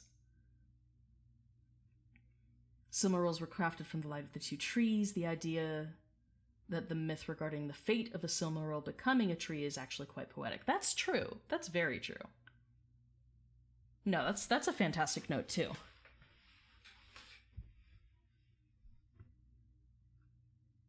That's fair. Yeah, again, I see the elements that can be woven in here that make sense, but it does seem, a departure from just the nature of Mithril. But we've already... What has been depicted as fact is that the dwarves have not come upon this yet. This is new to the dwarves, which it shouldn't be. So we are departing from canon there. I think that's sort of the first departure, is that, okay, Mithril is new to the dwarves. If that is our benchmark, then stuff can be built up from there that is not going to be true to original canon. And again, people are free to have their feels about that. If it's a deal breaker for you, it's a deal breaker, and that's okay. Sorry to be the defender of this myth. No, that I appreciate it. No, this is civil discourse. I like people challenging me. No, like, you guys, this is what chat is good for, and this is what fandom is good for. There should always be, open exchange of ideas. Because especially with this, when we don't know exactly what's going on yet, I think it's fun to dive into this stuff and remember bits and pieces of lore and how it could possibly connect, and, whether or not the showrunners were doing that on purpose. Most things, I think, are on purpose, but but we don't know to what extent, and how much of this is real and how much of this is a fabrication within the world itself. Not just a fabrication by the showrunners. In world. The fate of the 3 Silmarils are each related to the sea, land, and sky. If the Silmarils were regarded as fruits of the 2 trees. The idea of a Silmaril whose fate was tied to the land would work like a seed and grow into a new tree. It's not entirely baseless. No, like, that's fair. That's fair. I feel like it's a stretch, but that's just me personally. You could very well be right. I wouldn't know. The urgency of having things ready for spring, it seems like an arbitrary deadline. Same. Like they really just said, we've been here for 1,000 years, but we're gonna pack up and have every elf we know journey west? Because then you have a certain obligation of reaching out to all of the Nandor and just being like, well, you're gonna fade, so either you come west with us or have fun fading for the next few millennia and then dying. I think the urgency is a bit suspect too. No, I think that's sus. The deadline strikes you as Anatar working on Celebrimbor. Same. That's kind of the vibe I'm getting. I, again, could be completely wrong. Makes enough sense for the elves of the Second Age to consider the possibility of such a myth having a basis. Yeah. No, like, that's key, and you're absolutely 100% right.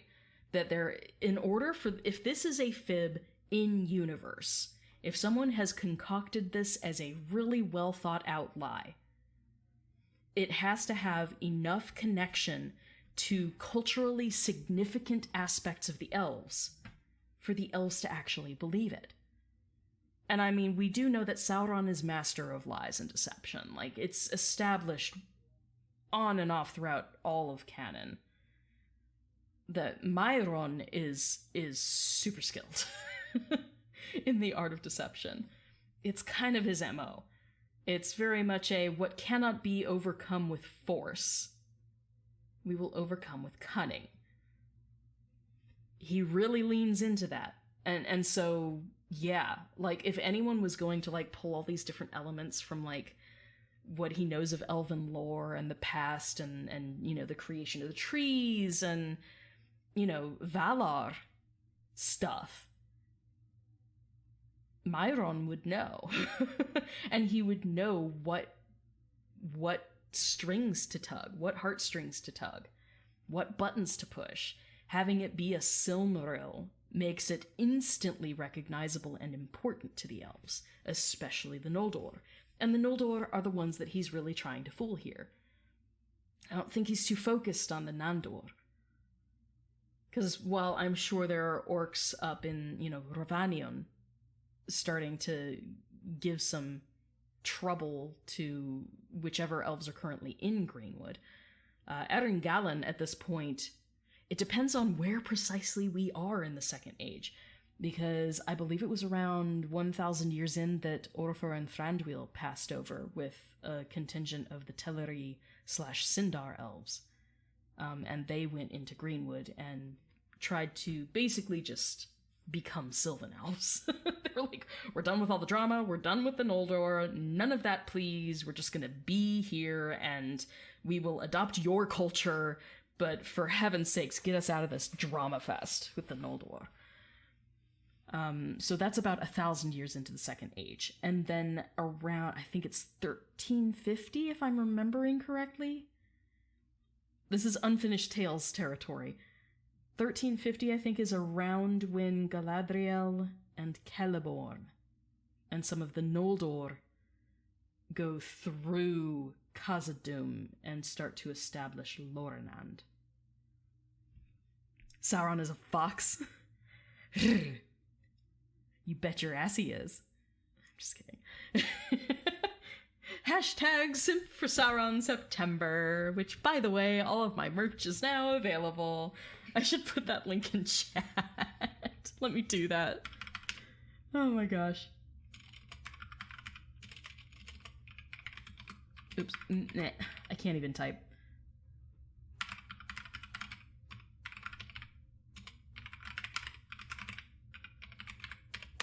There you go.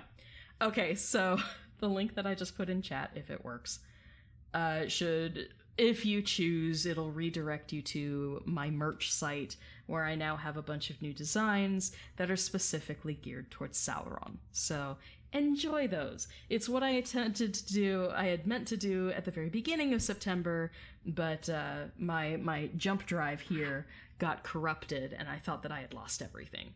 So it turns out I managed to save a couple files, and therefore the merch has happened after all. So enjoy that. I have Meowron. Meowron is my cat version of Sauron. And I made him into like a Barad-dûr tower, kind of, with the eye on top. So there's that. There's my actual Eye of Sauron stuff, which is based on the design that I made for my tattoo, which I haven't gotten yet, but it'll happen. Soon. TM. Can't wait for Celeborn's introduction. I know, right? Like, I just, in my soul, I'm kind of hoping that at the end of this whole thing, Galadriel is just gonna be like, she's just gonna walk into her living room, or what have you. And Celeborn will be there, just waiting for her with, a cup of tea. And, not lembas, because lembas is made by the queen, specifically. That's one detail I hate that people get wrong. But, like, he'd be there with, like, biscuits and tea, right? Classic British thing. Biscuits and tea. And he'd just welcome her home. End credits. Done. Like, just, he was there, but he let Galadriel do her thing. Because I feel like that's the vibe between the two of them. Celeborn never tried to take the fight out of Galadriel. It was never his intention. I think very much like he lets her be the strong personality that she is. He doesn't combat that. Because a true partner for Galadriel would not be doing that. Maybe reel her in a little bit, just with the, sweetheart, I think you're pushing a little too hard. You might want to tone it down just a little bit, because, attracting more flies with sugar than with vinegar, right? That sort of feel. But I still think that Celeborn would not be getting in Galadriel's way. He would be encouraging her. For the most part. Within reason. I don't know what to do now, and Celeborn being like, I think you could be real cool, to be honest.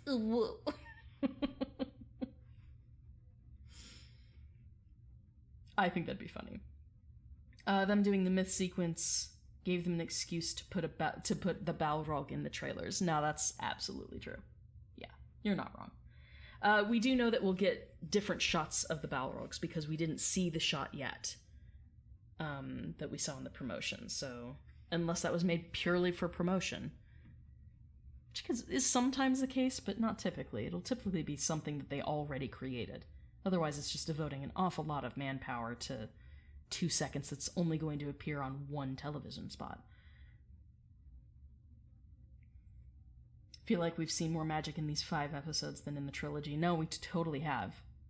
Yeah, there's a lot of magic going on. I do like that we're seeing some magic from the Stranger. I feel so bad for the Stranger because he's just like, no, I'm evil. And Nori's like, no, you're not, you're good. And then he does something bad.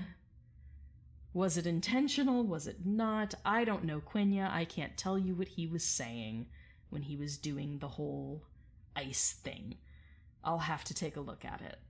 It looked like there wasn't too much for me to decode when it comes to, like, written stuff. There was just some Elvish dialogue to look at. But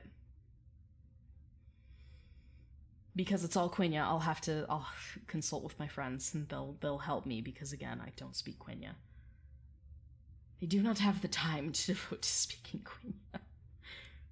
I'm tired. I'm exhausted. Like, every single day I'm exhausted because there's so much that I need to be doing and don't have enough time to do. Or don't have enough energy to do. Because real life. The Zealot touched the mithril vein, and then the Balrog appeared, maybe necromancing the energy left by the Balrog. Fair. Elden Ring has several sequences that were made exclusively for trailers absent from the game. Yeah, different studio, different medium. With games, I understand it because a lot of times you make cutscenes rather than it being nothing but pure gameplay, and cutscenes can be super, super important, and making a couple extra shots from a cutscene meant to be used for promotion is not outside the realm of possibility. And given how much money Amazon has tossed at this thing, it's not outside the realm of possibility here either. I feel like they wouldn't have done, but I could be wrong. That's a lot to think about. Yeah, I'm not a huge fan of the mithril thing, but if this is just setting things up for the deceptions of Sauron to later be revealed, that it goes all the way back to here, I would like that. I want the deception of Sauron to be so deeply rooted, if you'll pardon the pun, that all of this will seem like it makes sense to everybody. There's a quote of that. Hold on. Was it in Unfinished Tales?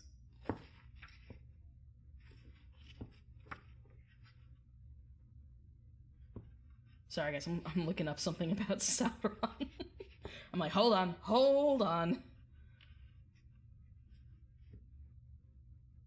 Cylinders in their speech, that's not what I'm looking for.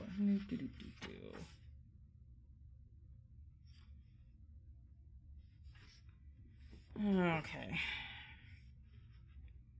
At the beginning of the Second Age, he, Sauron, was still beautiful to look at, or could still assume a beautiful visible shape, and was not indeed wholly evil, not unless all reformers who want to hurry up with reconstruction and reorganization are wholly evil. Even before pride and lust to exert their will eat them up. The particular branch of the High Elves concerned, the Noldor, or Lore Masters, were always vulnerable on the side of science and technology, as we should call it. They wanted to have the knowledge that Sauron genuinely had, and those of Eregion refused the warnings of Gil-galad and Elrond. The particular desire of the Eregion elves, an allegory, if you like, of a love of machinery and technical devices, is also symbolized by their special friendship with the dwarves of Moria. I love that I knew exactly where this was in the book. This is from a letter written in September of 1954. So that was something Tolkien wrote.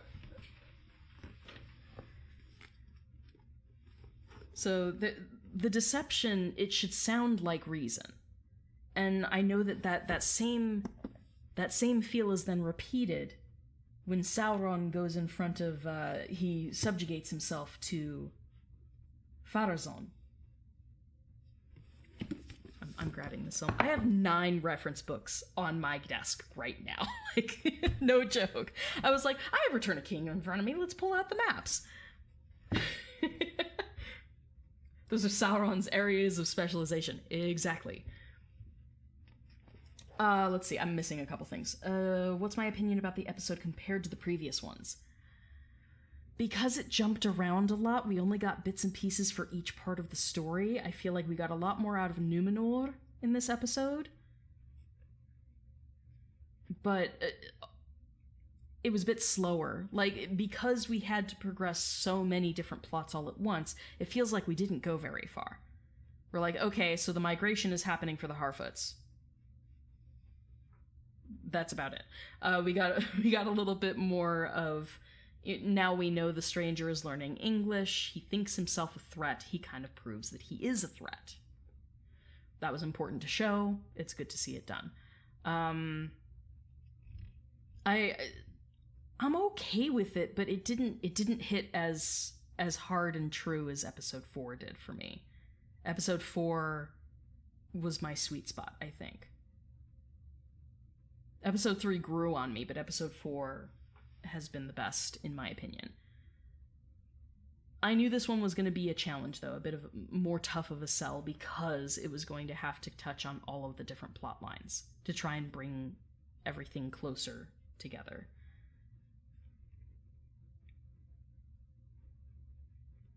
Stranger's definitely a good guy. Not sure why the Balrog theory has so much traction, but that theory makes you think of Shelob in Shadow of War. Yeah. Yeah. I haven't even played the games, but I know what you're talking about. Shelob being a hot girl. Hot spider lady.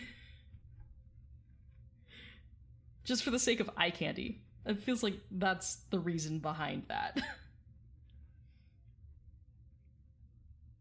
You divested yourself of the Adar gets captured by Númenor at season end because he is a Sauron theory. You're now sure he's lurking around somewhere else and will be captured later. I believe so. I believe so. I think we're a ways off from Sauron getting captured by the Númenorians. Because we're only now getting into, okay, well, Miriel's going to Middle-earth for a battle. I think this is just to establish, like Pharazôn hinted at. There was progress made in character development in this episode for a lot of different characters. So it's a step forward, but again, jumping around so much, it doesn't let me settle into any one portion of the episode. But the bit of Pharazôn, spot on. Well done, Tristan. Tristan did a great job with the character thus far. But I'm not going to stop her from fighting a battle that they can probably win. I'm not going to stop her from establishing trade and tribute, and furthering what he considers an empire. And this is the part of the Second Age where the Númenorians are focused on that. It's no longer just a sharing of knowledge. It's a certain subjugation of men they deem lesser than themselves. And that's very canonical. So leaning into that, I feel, is perfectly reasonable right now in Season 1. So establishing that there is a hierarchy with mortal men. I feel like that's what they're really going for. Because I feel like they put Halbrand on the throne. Then Pharazôn thinks, well, this guy's a puppet, and I can just pluck the strings. It sets Halbrand up for, again, possibly being a king that falls to the dark side, because, Pharazôn is not the most likable guy. Not entirely. He'll resonate with some people in Númenor, but not all of them, and especially, being on the other end of that subjugation. and being expected to just make tribute and do trade at their, at their own loss with the Númenóreans. It's not going to ingratiate Númenor to the people of the Southlands either. And so it makes them more likely to turn back to Sauron when Sauron comes a-knockin'. Only 3 more episodes. I know, it feels like just not much more can actually happen in season 1. Yeah, Farazon wanting to do colonialism is par for the course. Absolutely. This is very much a theme that is in there. That there is a shift within the Númenóreans where it started as altruistic and it changes to colonialism. And it's again that love of the machinery and technology and progress. The need for progress. And eventually the element of we're mortal, so we're not being able to be given these gifts that the elves enjoy. Well, how come? How come we're unworthy? Even though, all the stuff around the city is like, Ban of the Valar, death is your gift. And the Númenóreans go, but why though? And no one can give them a straight answer, and thus... Oh, you found a quote. Cool. Thank you, Maria. You've been told many lies. Yeah, exactly. Sun runs so deep that the rocks and roots now believe them. Yes. Oh, yes.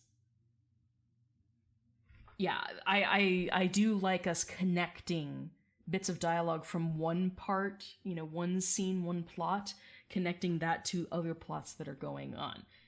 I do feel like we should be weaving a web right now, but not showing the connections. It's not showing your hand when you're playing poker.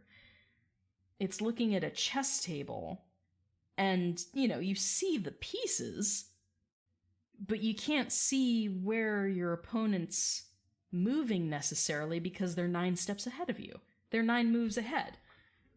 So you're like, you think you know where this is going, but really, they're ahead of you. You're gonna get played. I'm hoping that that's the case. I want them to do that. I want something that's more complicated than just, well, here you go. This is happening. Yeah, I do love that line that Adar said to Arondir. That's what made me think, could this be Maeglin? There are certain similarities that make the theory fun, but do I actually think it's Maeglin? No, I think it's going to be, just... The far more likely option is that this is an elf who was imprisoned in Angband and tortured into servitude. That's far more likely than it being Maeglin specifically. You need to map out the Harfoot migration? That would be fun. Kind of look forward to the culture shock of the Númenóreans. They meet the men of Middle-earth and they're like dirty farmers. Yeah, there's a level of that. But agriculture has been a thing on Númenor too. It has to be. Otherwise they would be completely dependent on trade with the mainland.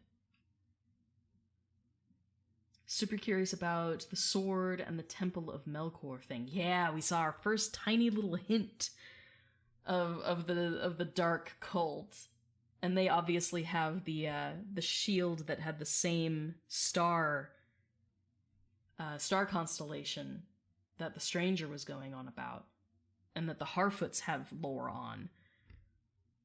So this is obviously a cross-cultural thing that has been predicted in some way, shape, or form.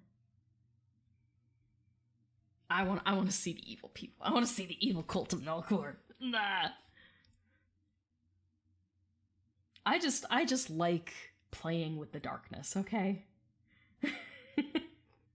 This is why I love Sauron as a character. But I'm sadistic to my own characters when I write fiction. I come up with really fucked up backstories.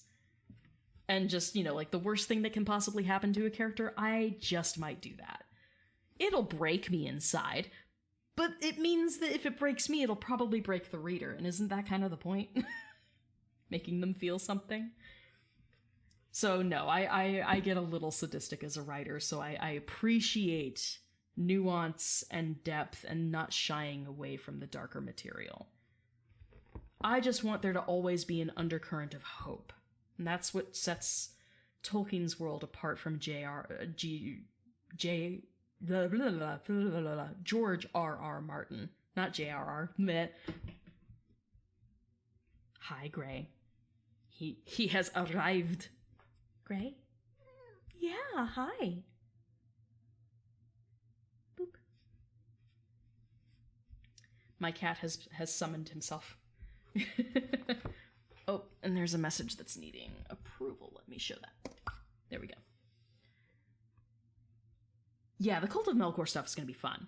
One of the merch designs that I have on my, if you scroll up in chat, one of the merch things that I have in my store is Melkor Saves. Join the glorious Discord.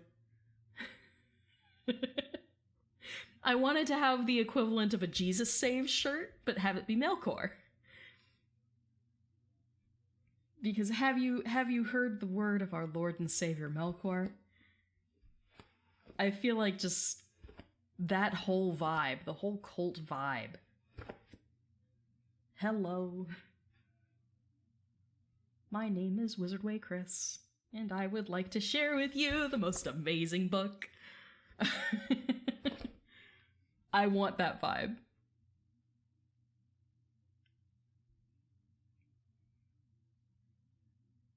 Yeah, they're dressed in white and not black like stereotypical evil people. No, that's the whole point. That this is the true way. That darkness is the true light. You've been lied to. Everything you know is wrong.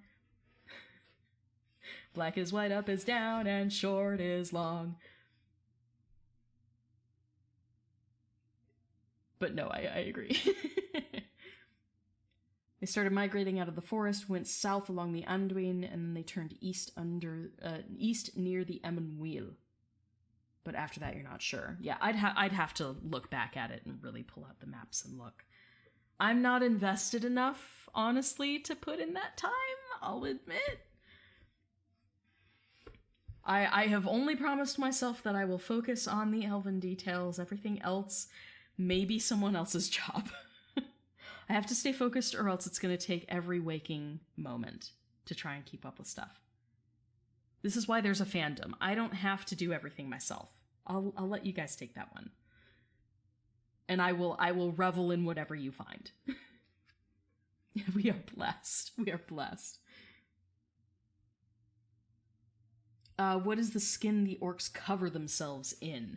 Yeah, it looks kind of like not sheepskin. It's reptilian in nature. So, I mean, like maybe Komodo dragons are kind of the thing? Big lizards. Big lizards. Not necessarily worms. Not necessarily dragons. But big lizards, maybe? It's a guess. Do I know? Absolutely not. I have no proof. Not a single bit of proof. Here's my cat. Look at that. Look at that thick boy. Thick boy. Gray. Hi, Gray. You thick. You almost take up that entire screen, Gray. That's a chunk. He's a chunk and a half, that one.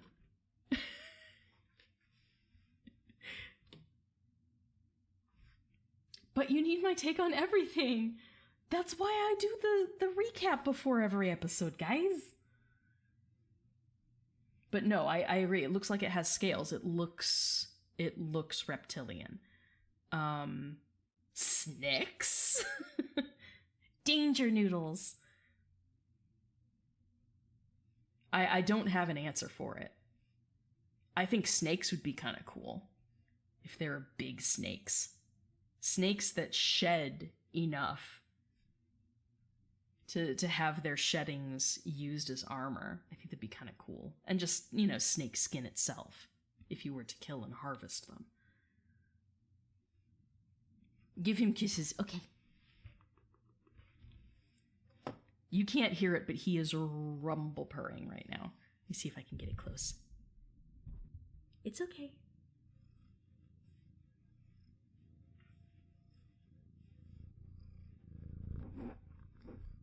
Yeah, there he goes.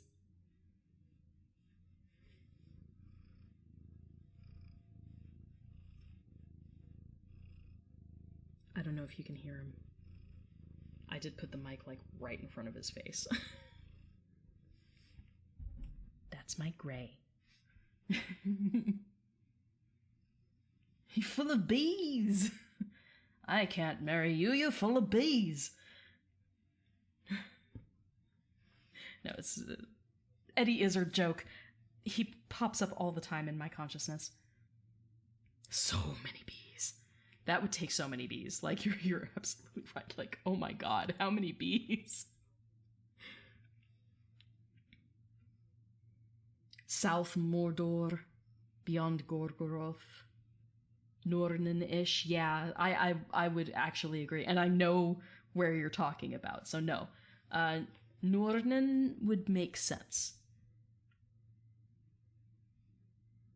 But, you know, the more deserty regions of, like, Rhûn, stuff like that, also a possibility.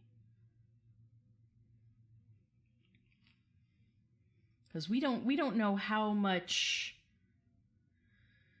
connection there is between the dark forces of various places yet. We don't know how strong those threads are. We know they're all connected via Sauron, but you know, how strong are those ties at this point in the series, at this point of wherever we are in the Second Age?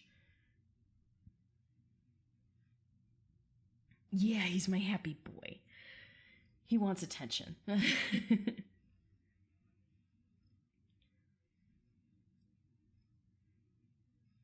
But yeah, I mean, if you guys want to hear, you know, ear-tingling stuff, I can always do some ASMR really quickly before we sign off. Let me put the music back on. Okay. Music! Alright. Hopefully this works and doesn't end up being really freaking loud. But let me switch stuff up. I have a couple different voice filters we can do. Love you, Gray. Okay.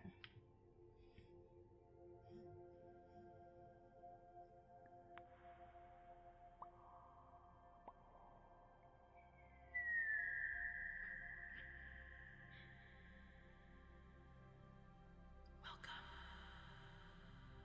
to the mines of Moria.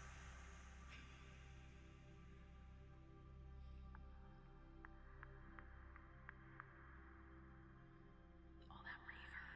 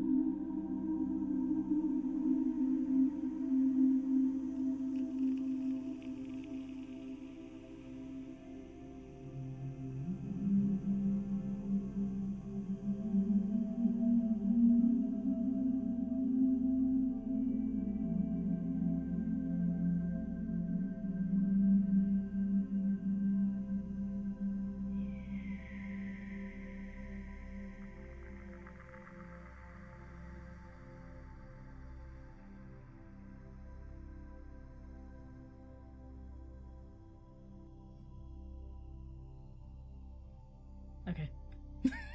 That's it.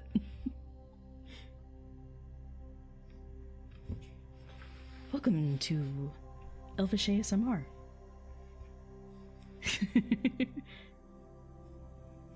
That was just me humming Pippin's song. The whole... Home is behind the world ahead. That bit. Turn the music back down. Yoink. There we go. Reasonable amount of volume. Hey, you're welcome. I really need to do that more often. I have an entire setup over here. I mean, like... I got these. They're really pretty.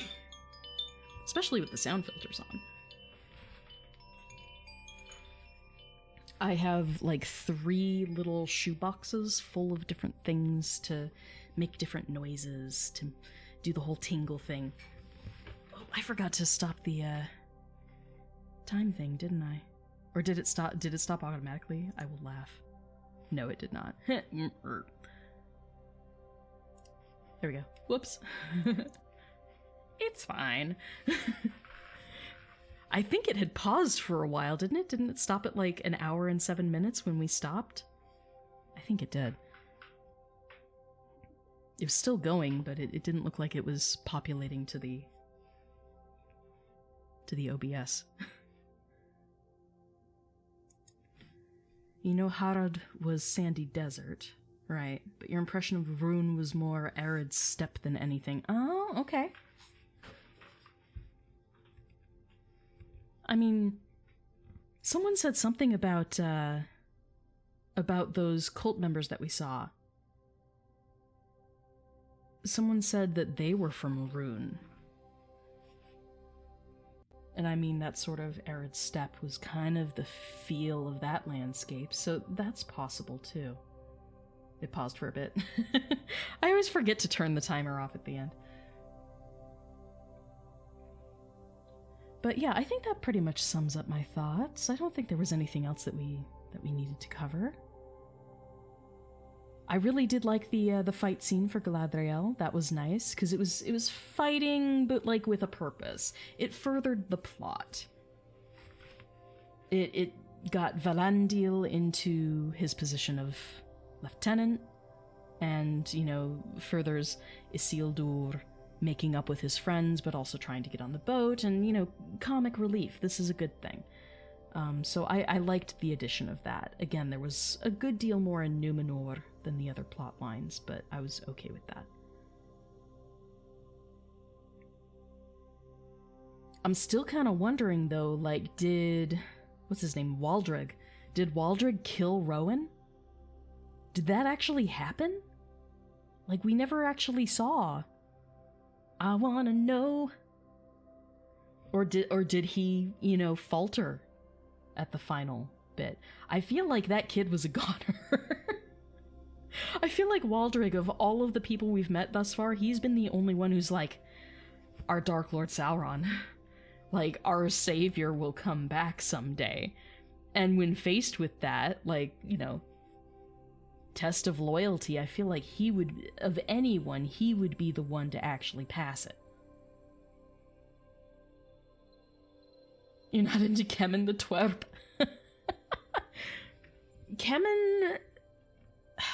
Kemen is just... He's a kid who thinks he knows. And I guess that is sort of the definition of a twerp, isn't it? Someone who thinks that they think they know. They think they know everything. They think they know what path to take. They think they know what to do to bring about the end that they think is the best. But it has been shown, I think, 3 separate occasions now that Kemen thinks he knows something, and then, like, Farazan is just like, Kemen, Kemen, why? Why, Kemen? It's just like, you make the old man weep. It's just like, Kemen. You have much to learn, my son. Yeah, my great thumb. I loved that. No, migration. Shun. Migration. And the other ones here. This is Alana. She likes to be held. Hi, kitten.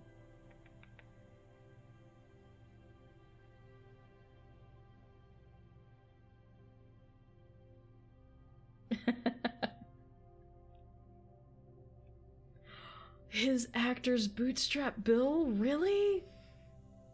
Bootstraps, bootstraps. Alana. Thank you, kitten. Bootstraps, bootstraps. Not the same actor, though. Spend an eternity aboard this ship. I mean, like, he definitely drank the Kool-Aid already. Like, dude is way into the whole Sauron thing. But it is sort of a, you know, fanboy is fanboy, but then faced with the reality, is he actually going to pass the test of loyalty or not? You're gonna live in denial anyways, that's fine. Have fun. I'm not gonna unthink it now, though. Every time I see Waldrick, I'm just gonna think, bootstraps, bootstraps. That'd be really funny if it was the same guy. I have those moments where I'm like, have I seen that guy before? I had one of them. I was in a boba tea place earlier today.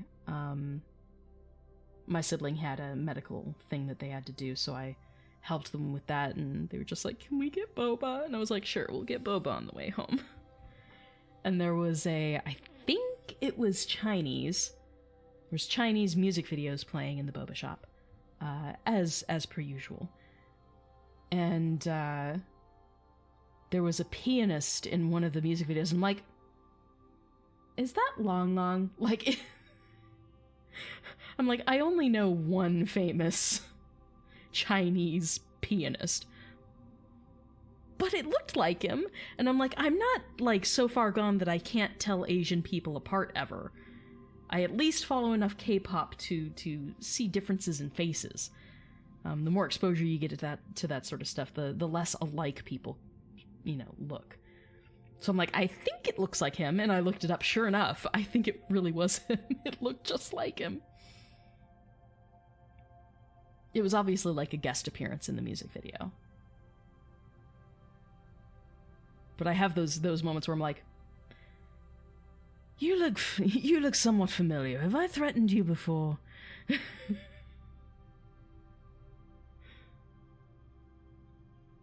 The headband. You've been convinced for 2 weeks. Hey, it's cool. It's cool.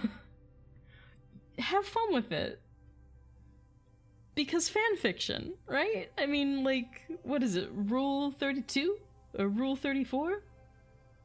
Rule 23? I forget what rule it is on the internet, but if you can think it, there's fan-fiction of it.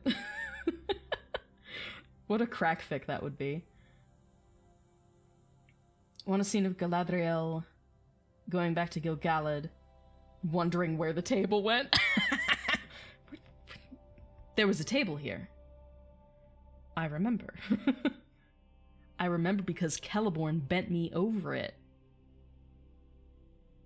Just kidding. Or am I? Very. Rule 43, okay. I'm like, is it 34, 43, or 23? I forget. There's a 3 in it.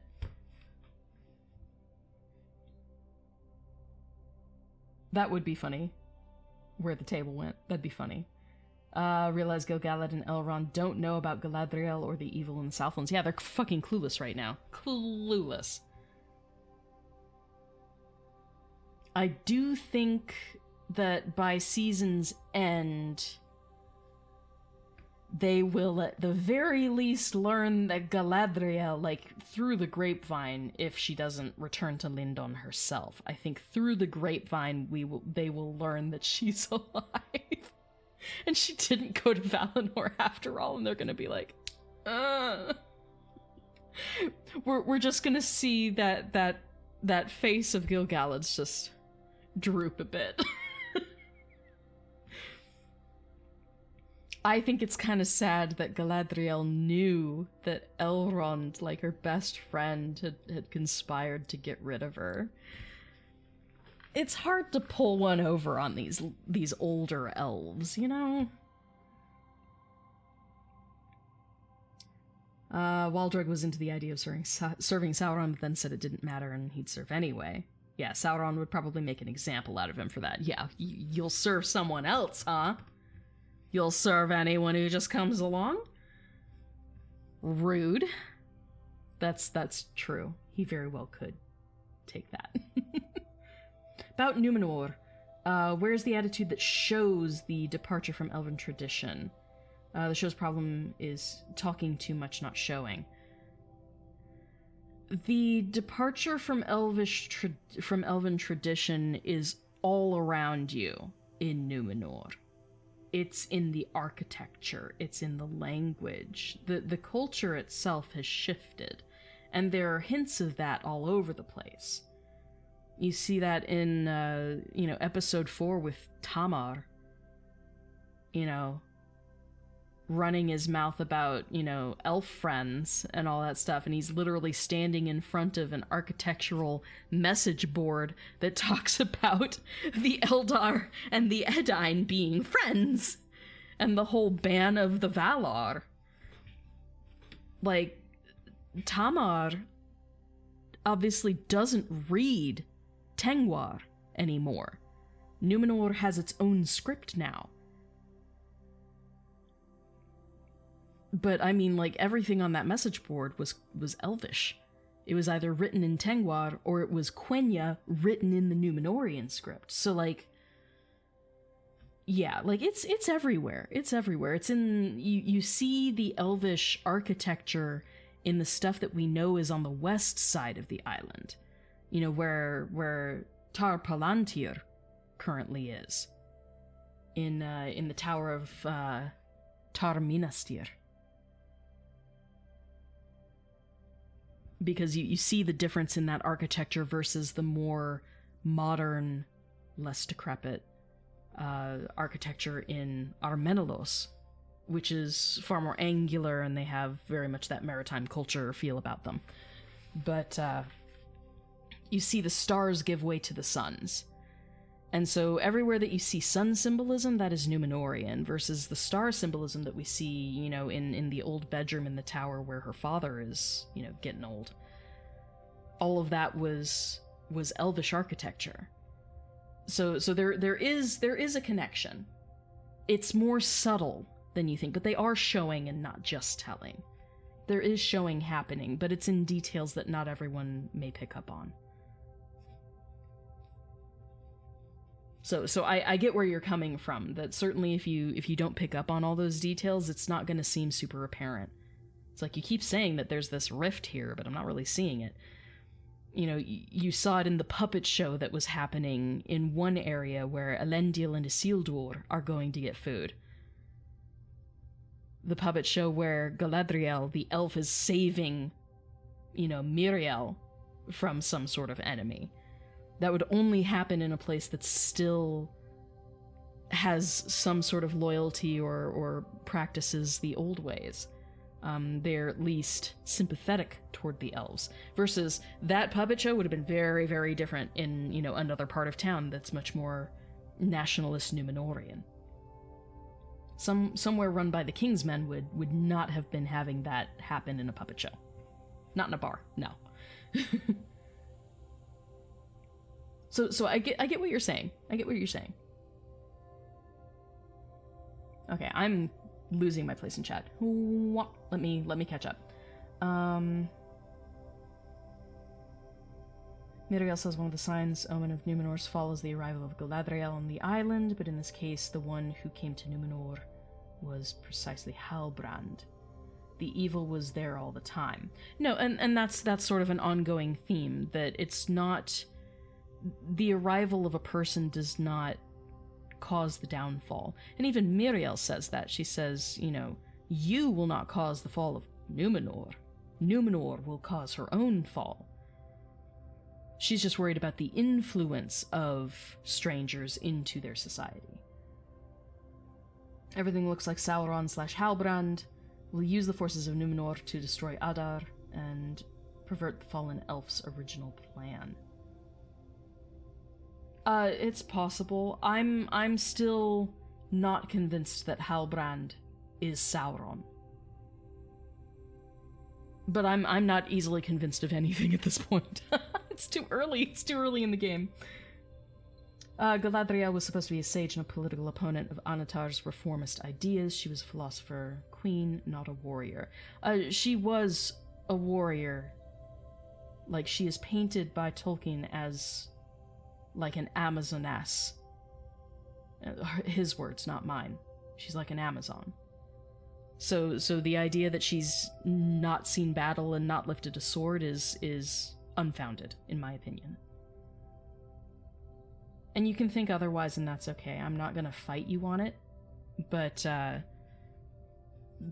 wouldn't draw the line there personally.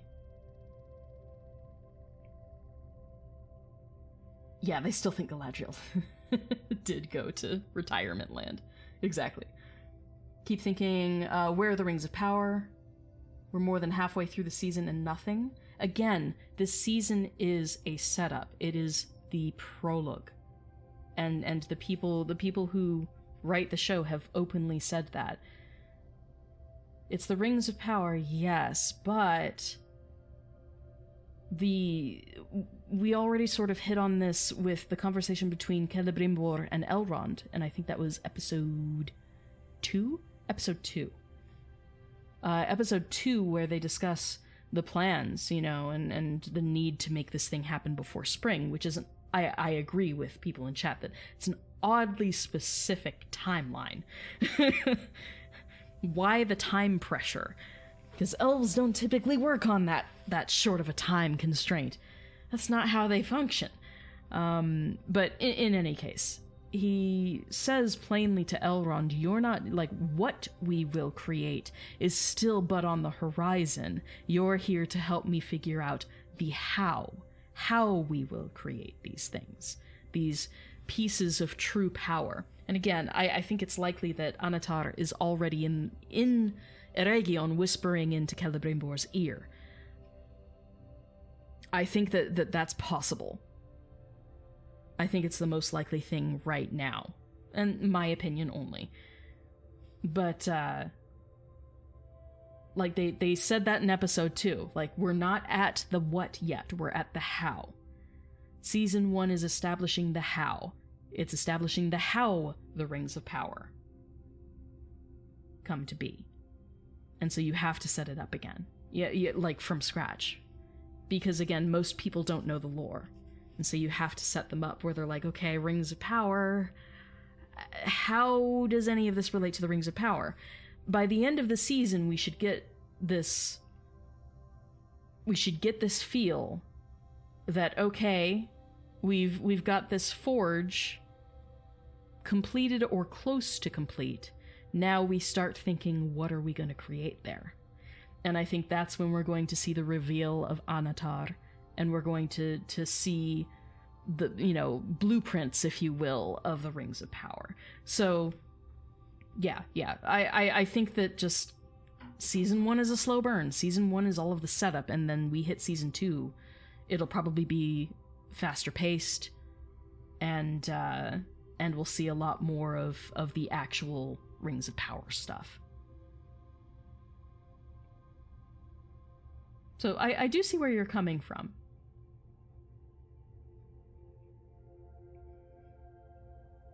But there's you know, difference between expectation versus reality, right?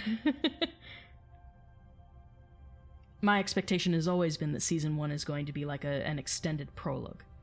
And so with that in mind, this is doing what it's supposed to do, in my opinion. Yeah, elves are the people of the stars, yes. Most details aren't noticed in any work until repeated viewings, yes. Many subtle choices are made in filmmaking, writing, storytelling, yeah, even cinematography-wise. I've loved all of the music nuances, because you can hear when different themes start kicking in. And Bear McCreary himself on Twitter has talked about, he wrote over 15 different individual themes, and then mixing them in different ways for the various scenes is half the fun. So I love, the nuance that was put into the music. I can appreciate those details. Countless small details that are difficult to pick up on it until you watch again. Agreed. Numenor. Discussion about human nature, life versus death. Absolutely. Yeah. Imagine the scene of a family who's lost a loved one to old age, an immortal elf appears. But no, they make Numenor great again. I mean, but there is that. But that's canonical.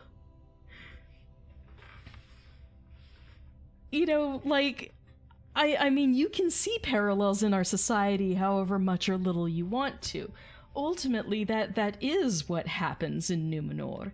Numenor goes nationalistic, and they say, forget about the past, we have to look toward the future, and the future should be one of our making, where we make the rules, not the elves, not the Ainur, none of this Valar bullshit. Let's be the determiners of our own fate. And that's something that can resonate with any human, not just one of a certain political backing. But that's essentially what happens, is that they become very, in some ways, isolationist, that they want to completely cut off the opinion that's counter to theirs. And it is sort of make Numenor great again.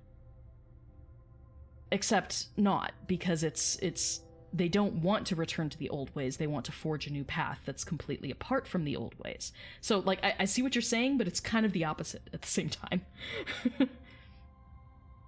But they're way into self-determination. They want to be able to determine their own fates. They don't like the thought that things are out of their control, that the song has already been sung, but that is the reality of it.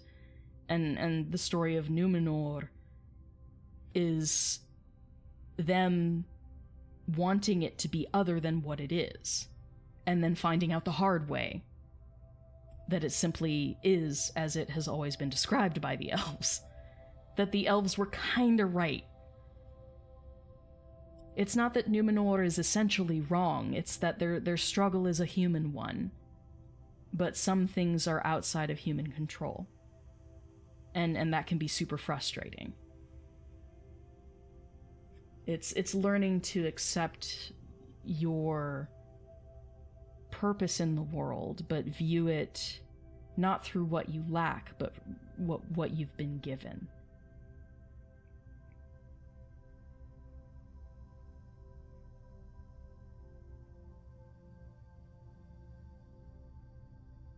Sauron's defeat will not be mine, but I'll lift the hands that will destroy him. No, that would have been a good line. I could get behind that, for sure. Instead of just, I can't stop fighting. But it's a very human emotion of not being able to define yourself past the struggle that you've been devoting your entire being to for years uncounted. That the moment basically her entire immediate family... Oh, Gray. The moment her entire immediate family was basically destroyed by Sauron and Melkor, or Morgoth, sorry. She made it her purpose. It was then her defining quality to lead the charge against the threat that she thought had still endured after the War of Wrath. I see, it still seems logical to me, and again, our opinions may differ on this, and that's alright. But it still seems logical to me. Galadriel just putting so much of herself into this one specific fight that she cannot define herself past that at this point. Now, there's obviously character development that needs to happen there, that she is more than just what she can provide to the war effort. But it's this hyper-focus is something that does happen to elves. Oh gosh, I'd struggle to point out exactly where in canon this happens, but I know in Nature of Middle-earth, Tolkien goes into this in some of his notes. The way that time passes for an elf, and how it doesn't necessarily seem like time is flying by. In some ways, it feels like it's slow, because they are so focused on whatever they are doing that they notice the passage of time, but it always feels like there's so much to do and so little time in which to do it, despite them being immortal. So there's a strange juxtaposition in how the elves, like, we like to say we look back on our past. The elves look forward on their past. And I know that sounds really counterintuitive. All I can say is please read Nature of Middle-earth. As convoluted a book as that is, there's some really fun nuggets in there about just the nature of the elven psyche and being hyper-focused like that.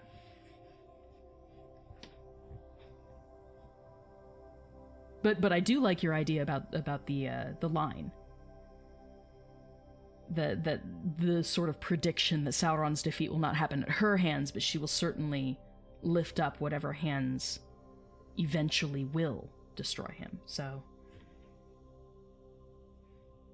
which is Frodo and the Fellowship, yes, but it's also Gollum, which she has absolutely nothing to do with. Numenors being the barbaric humans in Middle-earth. Oh, seeing those barbaric humans, quote-unquote, in Middle-earth and wanting to colonize them into modern times. They're like, we're helping you. We're bringing you into the modern era, you silly little savages. Look at you toiling away.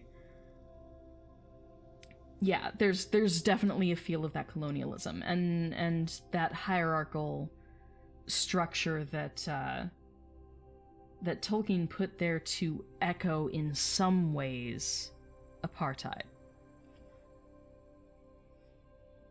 Yeah, the West versus third world countries. Yeah, they've got their own history and it's varied and beautiful, and they have their own great works and great discoveries, but there's an arrogance and self-righteousness that one population brings into the mix that you just, you can try and argue against it, but no one's going to hear you.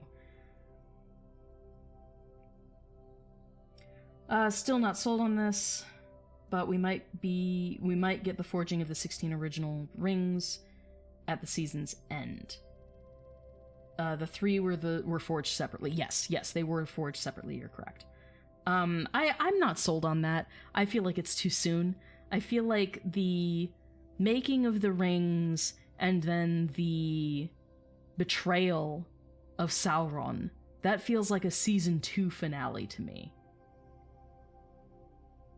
It feels like a season 2 finale. Like that season 2 would be devoted to the creation of the rings and then the revealing of Anatar as being the big bad.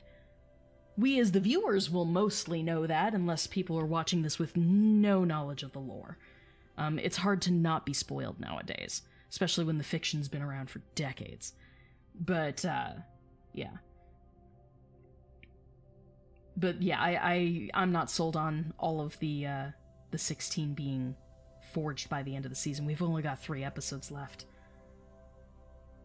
We haven't even seen Eregion in a couple episodes. Hobbits speak of friendship and the union in that ritual and feast remembering the departed. Yeah, that was so pretty. Lost when they abandoned Nori's family. Yeah, there was definitely that feeling of there's this push, this self-preservation fueled push from some of the Harfoots. They're just like, danger zone, stranger danger, literally stranger danger. Literal stranger danger. Leave them behind, take their wheels and leave them behind. And you see the horror on Sadok's face where he's just like, what? He's like, we might leave people behind when they tarry, when it's their own fault, but we don't sabotage. So you know, him having that reaction of excuse you, I think that was good, because there is that juxtaposition, that sort of cynicism, and they're just like, I always thought that there was that strange element of, we wait for you. You know, they say that in the ceremony when they honor their departed, we wait for you. But they don't wait for everyone. Obviously, it's shown time and again that if someone falls behind, they get left behind. So it only goes so far. The wait for you thing is kind of contradictory to what they actually put into practice. There is a push and pull there. And I think it's good to show that you're not always practicing what you preach. I actually like that. It made me uncomfy, that bit about we wait for you, and I'm like, but if they fall behind, you leave them? What do you mean you wait for? Yeah, no, I totally feel that. Yeah, right. Third world has shifted in meanings. Right. Yeah, it meant Western versus Soviet, neutral. Yeah. I totally know where you're coming from on that. It's thus the air quotes. I know what you mean. Yeah, they don't abandon anyone when they had no more hope. Strange angel of God arrives, rewarding the hobbits' act of compassion, bravery, and friendship, and drives out the wolves. I think there's going to be an ongoing struggle, much like there is, you know, all the way to the hobbits. This struggle of, there are always going to be some people who want to adventure outside the given society. But society at large is like, oh, no, we don't do that. We don't do that. Bag End is a queer place, but its folk are queerer. The othering, the concept of othering is a large theme in Tolkien's work. That's why I have this book, one of the 9 that's on my desk, and it's called Tolkien and Alterity. This is a collection of essays from Tolkien scholars. More than one of whom I know. So, yeah, like, there's a lot that Tolkien has to say on Alterity. Yeah, we wait for you is symbolic, right? And I'm sure that's what they would say if someone called them out on it. What do you mean, we wait for you? Like, you obviously aren't waiting. And they're like, no, like, it's symbolic. It's fine. It's fine. This is how it's always been. Everything is fine.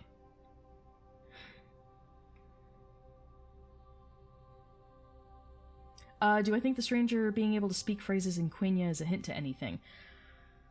Okay, so, like,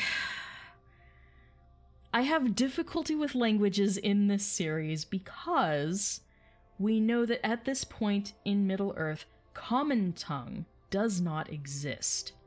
Therefore, when characters are speaking English on the show, they aren't actually speaking English on the show. Because there's no Western or Common not yet. Because of that, it means that the English that we are hearing as the audience is not English by default. The Númenóreans are speaking Númenórean.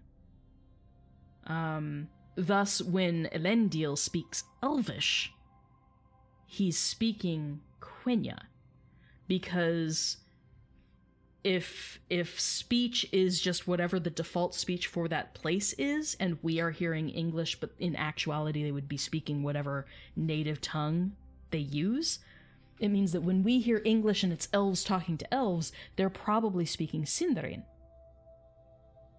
And so the choice to speak Quenya is to show that it is apart from the typical Elvish that's being spoken. It's a strange thing that they've done. I get it, but I also kind of hate it. But that's also just sour grapes on my part, because I've specialized in Neo-Sindarin. So having no Sindarin in the dialogue is driving me bonkers. We've got Sindarin names everywhere, but the language itself is that, you know, the elves are speaking Sindarin to each other, but we hear English in the show. And then when they're speaking Quenya, we hear the difference, because it's different than the Sindarin that's normally spoken by the elves. it's frustrating. But so therefore the use of Quenya by this character is supposed to poke our brains into being like, well, there's a connection to something older there, or specifically a connection to the Noldor. Like, there's a reason it's Quenya and not Sindarin, but Sindarin wouldn't... It hasn't been spoken yet in the series. I don't know if it will be spoken. They've shown it to just be Quenya thus far. But I do know that whatever choice they've made regarding that, it is intentional, because they have frickin' Carl Hotstetter is the language expert working on the show, and then they have Leith McPherson as the dialect coach, who's also very devoted to Tolkien's languages. So, like, they've got a great team working on this. You couldn't ask for someone better than Carl.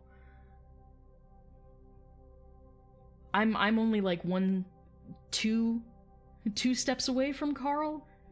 I know the guy who talks to Carl. His name's Chad. Oddly enough. He's that Chad. But no, he helps Corey Olsen, the Tolkien professor.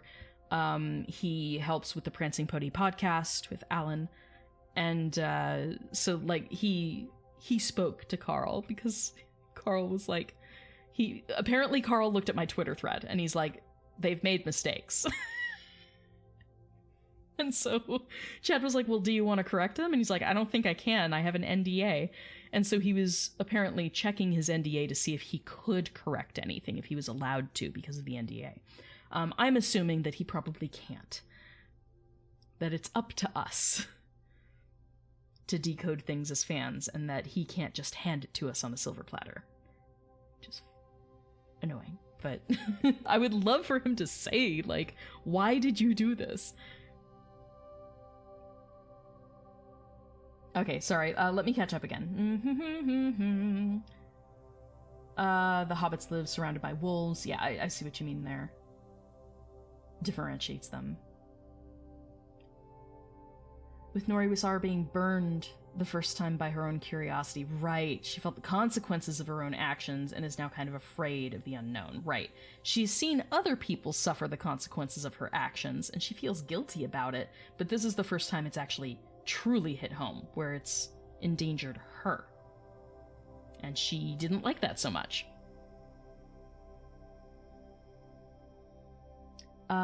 Repeated in sorrow. Yeah, we wait for you. Yeah, mournful chanting. Everyone says it's cruel, but it's a sign that they'll never forget those they've lost. Yeah. Stranger won't be able to speak to humans because he may be speaking Harfoot. I mean, like, kind of? I want to see how they deal with that. Because exactly, that's what I'm thinking. I'm like, so he's speaking Harfoot now. But this isn't common. So they won't just be able to go up to the elves or men and just converse with them. Not necessarily. Unless we know for a fact that Harfoot language at this point is close enough to what mortal men are speaking that our stranger character will be able to understand. Maybe at that point some of his powers will have, returned and he will understand all tongues. I don't know. No way of knowing. They'll always be waiting, always hoping they might catch up over that last hill. Oh, that's sad.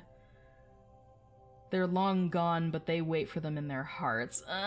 Don't do that to me. Don't make me sad. I've already cried like 3 times today because grief sucks.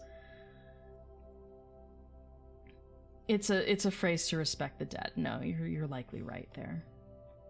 I'll give you that. I'm trying to not get super emotional. Don't do that to me. Like, she's right here, okay? And for anyone who's watching who's like, what the heck was that? My life partner's ashes are in a glass globe. So that's what this is. Pleased to be seeing glass globe.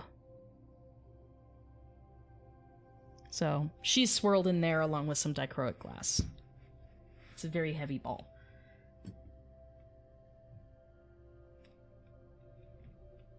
But my partner passed September 30th of 2019, so I'm coming up on the 3-year anniversary, and every day is getting a little bit more difficult for me to manage emotionally. So trying to keep my head on straight and not completely lose my shit. Not while live streaming, I hope. I cried during episode 4. That one got me. I'm glad I didn't cry during this episode. Rather than them coldly cutting themselves off from those they left behind, they mourn their loss forever. Yeah.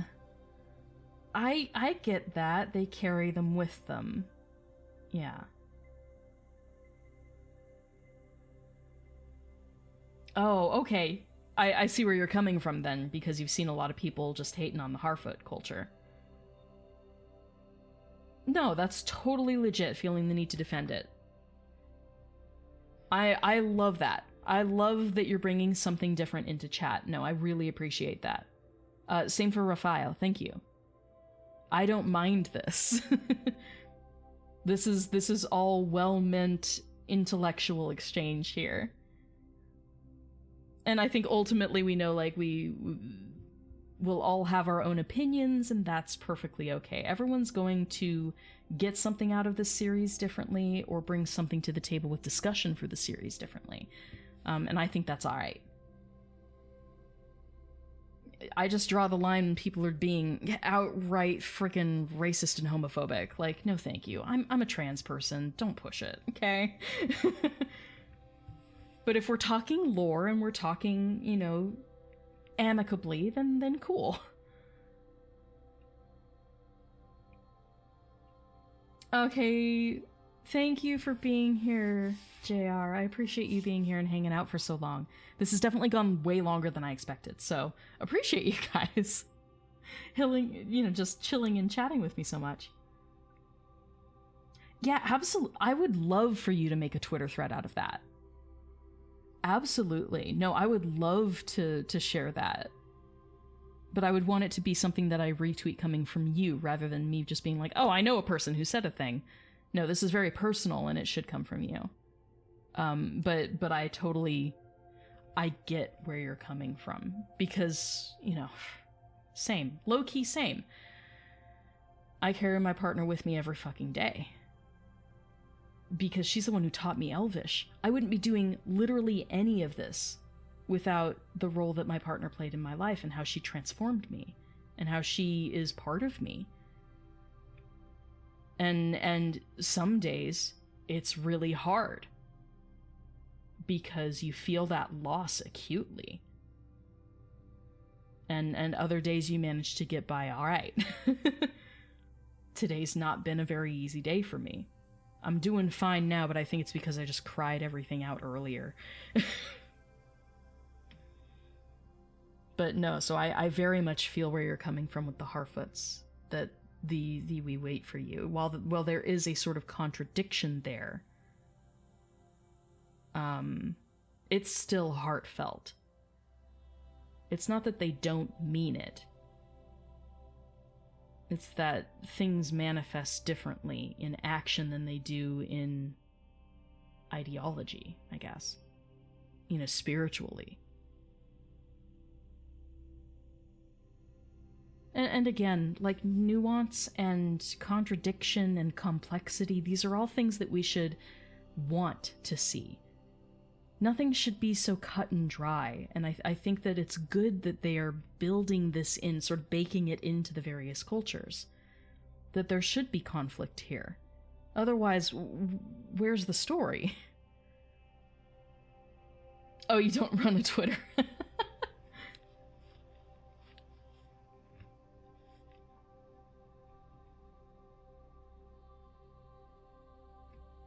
Okay.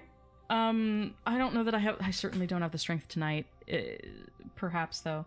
If anybody wants to do that, please raise your hand in chat. If you want to take it on yourself to make a Twitter thread out of JK's thoughts here. Or JKK. One of a kind.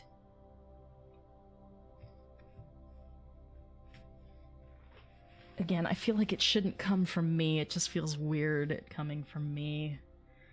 Because of course I would credit you, but just maybe I can find a way to screenshot the chat, and then I can take your bits and pieces so it has your username right there. That would be a bit more comfy. But no, I appreciate all of your insight. That's wonderful, and I fully encourage that. Not only on this stream, but all of my streams.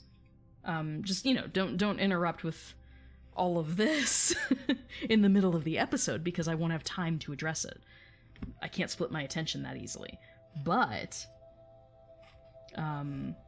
very, very happy to have this sort of discussion after each episode. I love it. I love it. I thrive on this shit. Didn't cry during Genshin Impact. I don't know those names. Embarrassing? Okay. I haven't played Genshin Impact. I don't know any of the character names. I've seen some cosplay, some wonderful cosplay from Genshin, but I've never actually played it. I don't need another game that sucks my soul. I feel the same way about Lotro. As much as I want to play Lotro, I feel like if I get involved in that, I'm gonna fall down a rabbit hole and I will not be able to come back out again. And I'll just spend way too much of my time playing Lotro. Now, if I get a big enough following here on YouTube, and I can actually pay my bills by playing Lotro, then sure, sign me up. I'm not there yet, though. I need to start posting my shorts from TikTok over to YouTube. I need to start doing YouTube shorts. Because these live streams alone are not gonna cut it. And luckily, YouTube is changing their guidelines and changing their monetization a little bit so that during live streams and stuff, super chats are still going to be a thing. And yeah, so like memberships and live stream perks and stuff like that can all exist without me necessarily being monetized through AdSense for all of my long-form content videos, which just have not been happening. Because I don't tend to do long-form content. I do short-form and live streaming. So the more they switch things around a little bit here on YouTube, I might actually be able to make some money doing what I do. Right now, it's just all y'all getting custom translations from me. That's what pays the bills. And I appreciate every single one of you who does that, sincerely.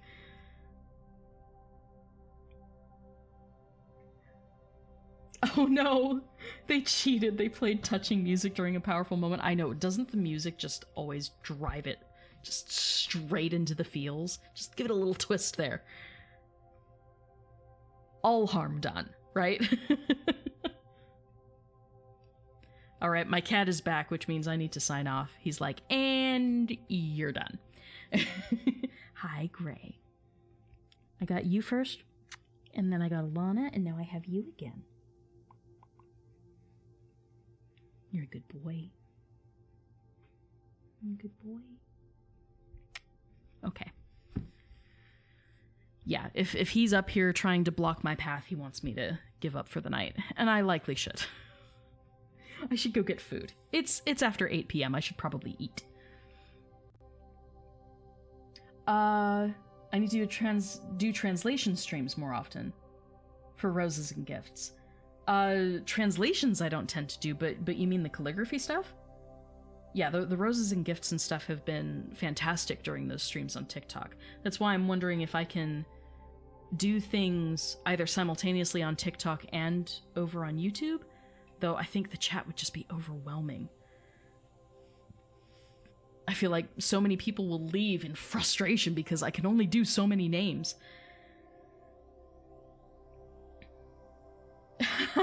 Go figure out how far east the Harfoots migrated. Go forth and study the Harfoot migration. Such a scientist, I love it.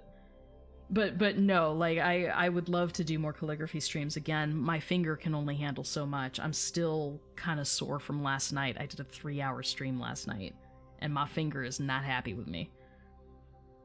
But I was also clenching my pencil a lot harder because I was stressed. I was stressed trying to keep up with chat. So, thus me trying to change my rules a little bit, where just either I do all the names from chat and tipping is just thank you for the tip, and I'll try to at least acknowledge that you've gifted, but it won't necessarily guarantee that I write your name. I just want people to have realistic expectations, because there are only so many names I can write, and gosh, last night I think I wrote the same name at least 4 times in a couple cases. And it might have been because I was just paying attention too much to the donators. It's probably the same people. They don't need to see their name 6 times. Yeah, if you see me on there and you moderate, let me make sure that I follow you back, and I'll set you as a moderator. I'll do that. Is it the same username, isn't it? I think you're Lord Bunnybone over there. Pretty sure you are.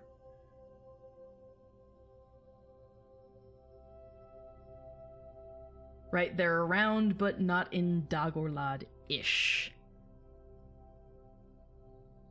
That's actually fascinating. I will be rewatching the episode probably several times, and when I do so, I'll look at the terrain and stuff and see, is this the place that ends up becoming the Dead Marshes? Because that would be kind of cool. It'd be kind of cool to see.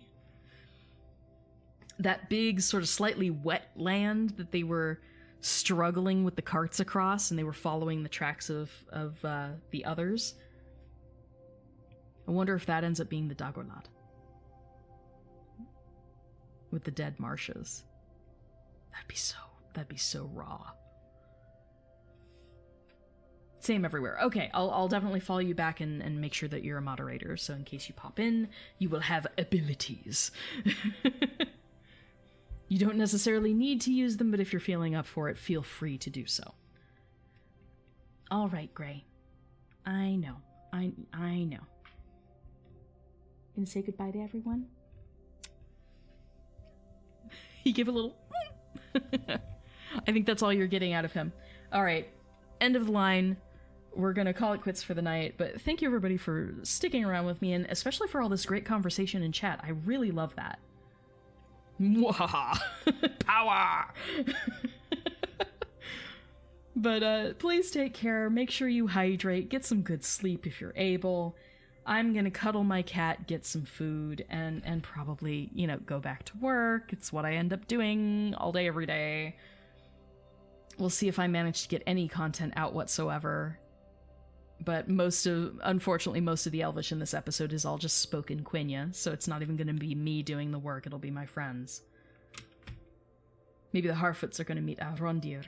That'd be cool! I would love to see Arondir's, like, reaction to the Harfoots. Yeah, good luck, everyone! Good night, everybody. Thank you for hanging out with me again. My name is Kris, this is Wizard Way. I am TikTok's resident elf boy, and I know the elf lore, so you don't have to, necessarily, but lots of people here seem to be super knowledgeable, which I very much appreciate. Thank you for hanging out with me. I will see you guys next time. Hopefully next week we will be able to do the normal stream Thursday night, 9 p.m. Pacific, midnight Eastern, when the episode drops, or thereabouts. I try to start watching the episode on the hour, just so people know when they can expect to jump in and start watching with me. They can skip the recap hour if they want to. But that's it from me. Everyone, please take care, and I will see you guys in the next live stream, or I will see you over on TikTok, hopefully. So, bye guys. I'll see you in the next one. Fare thee well.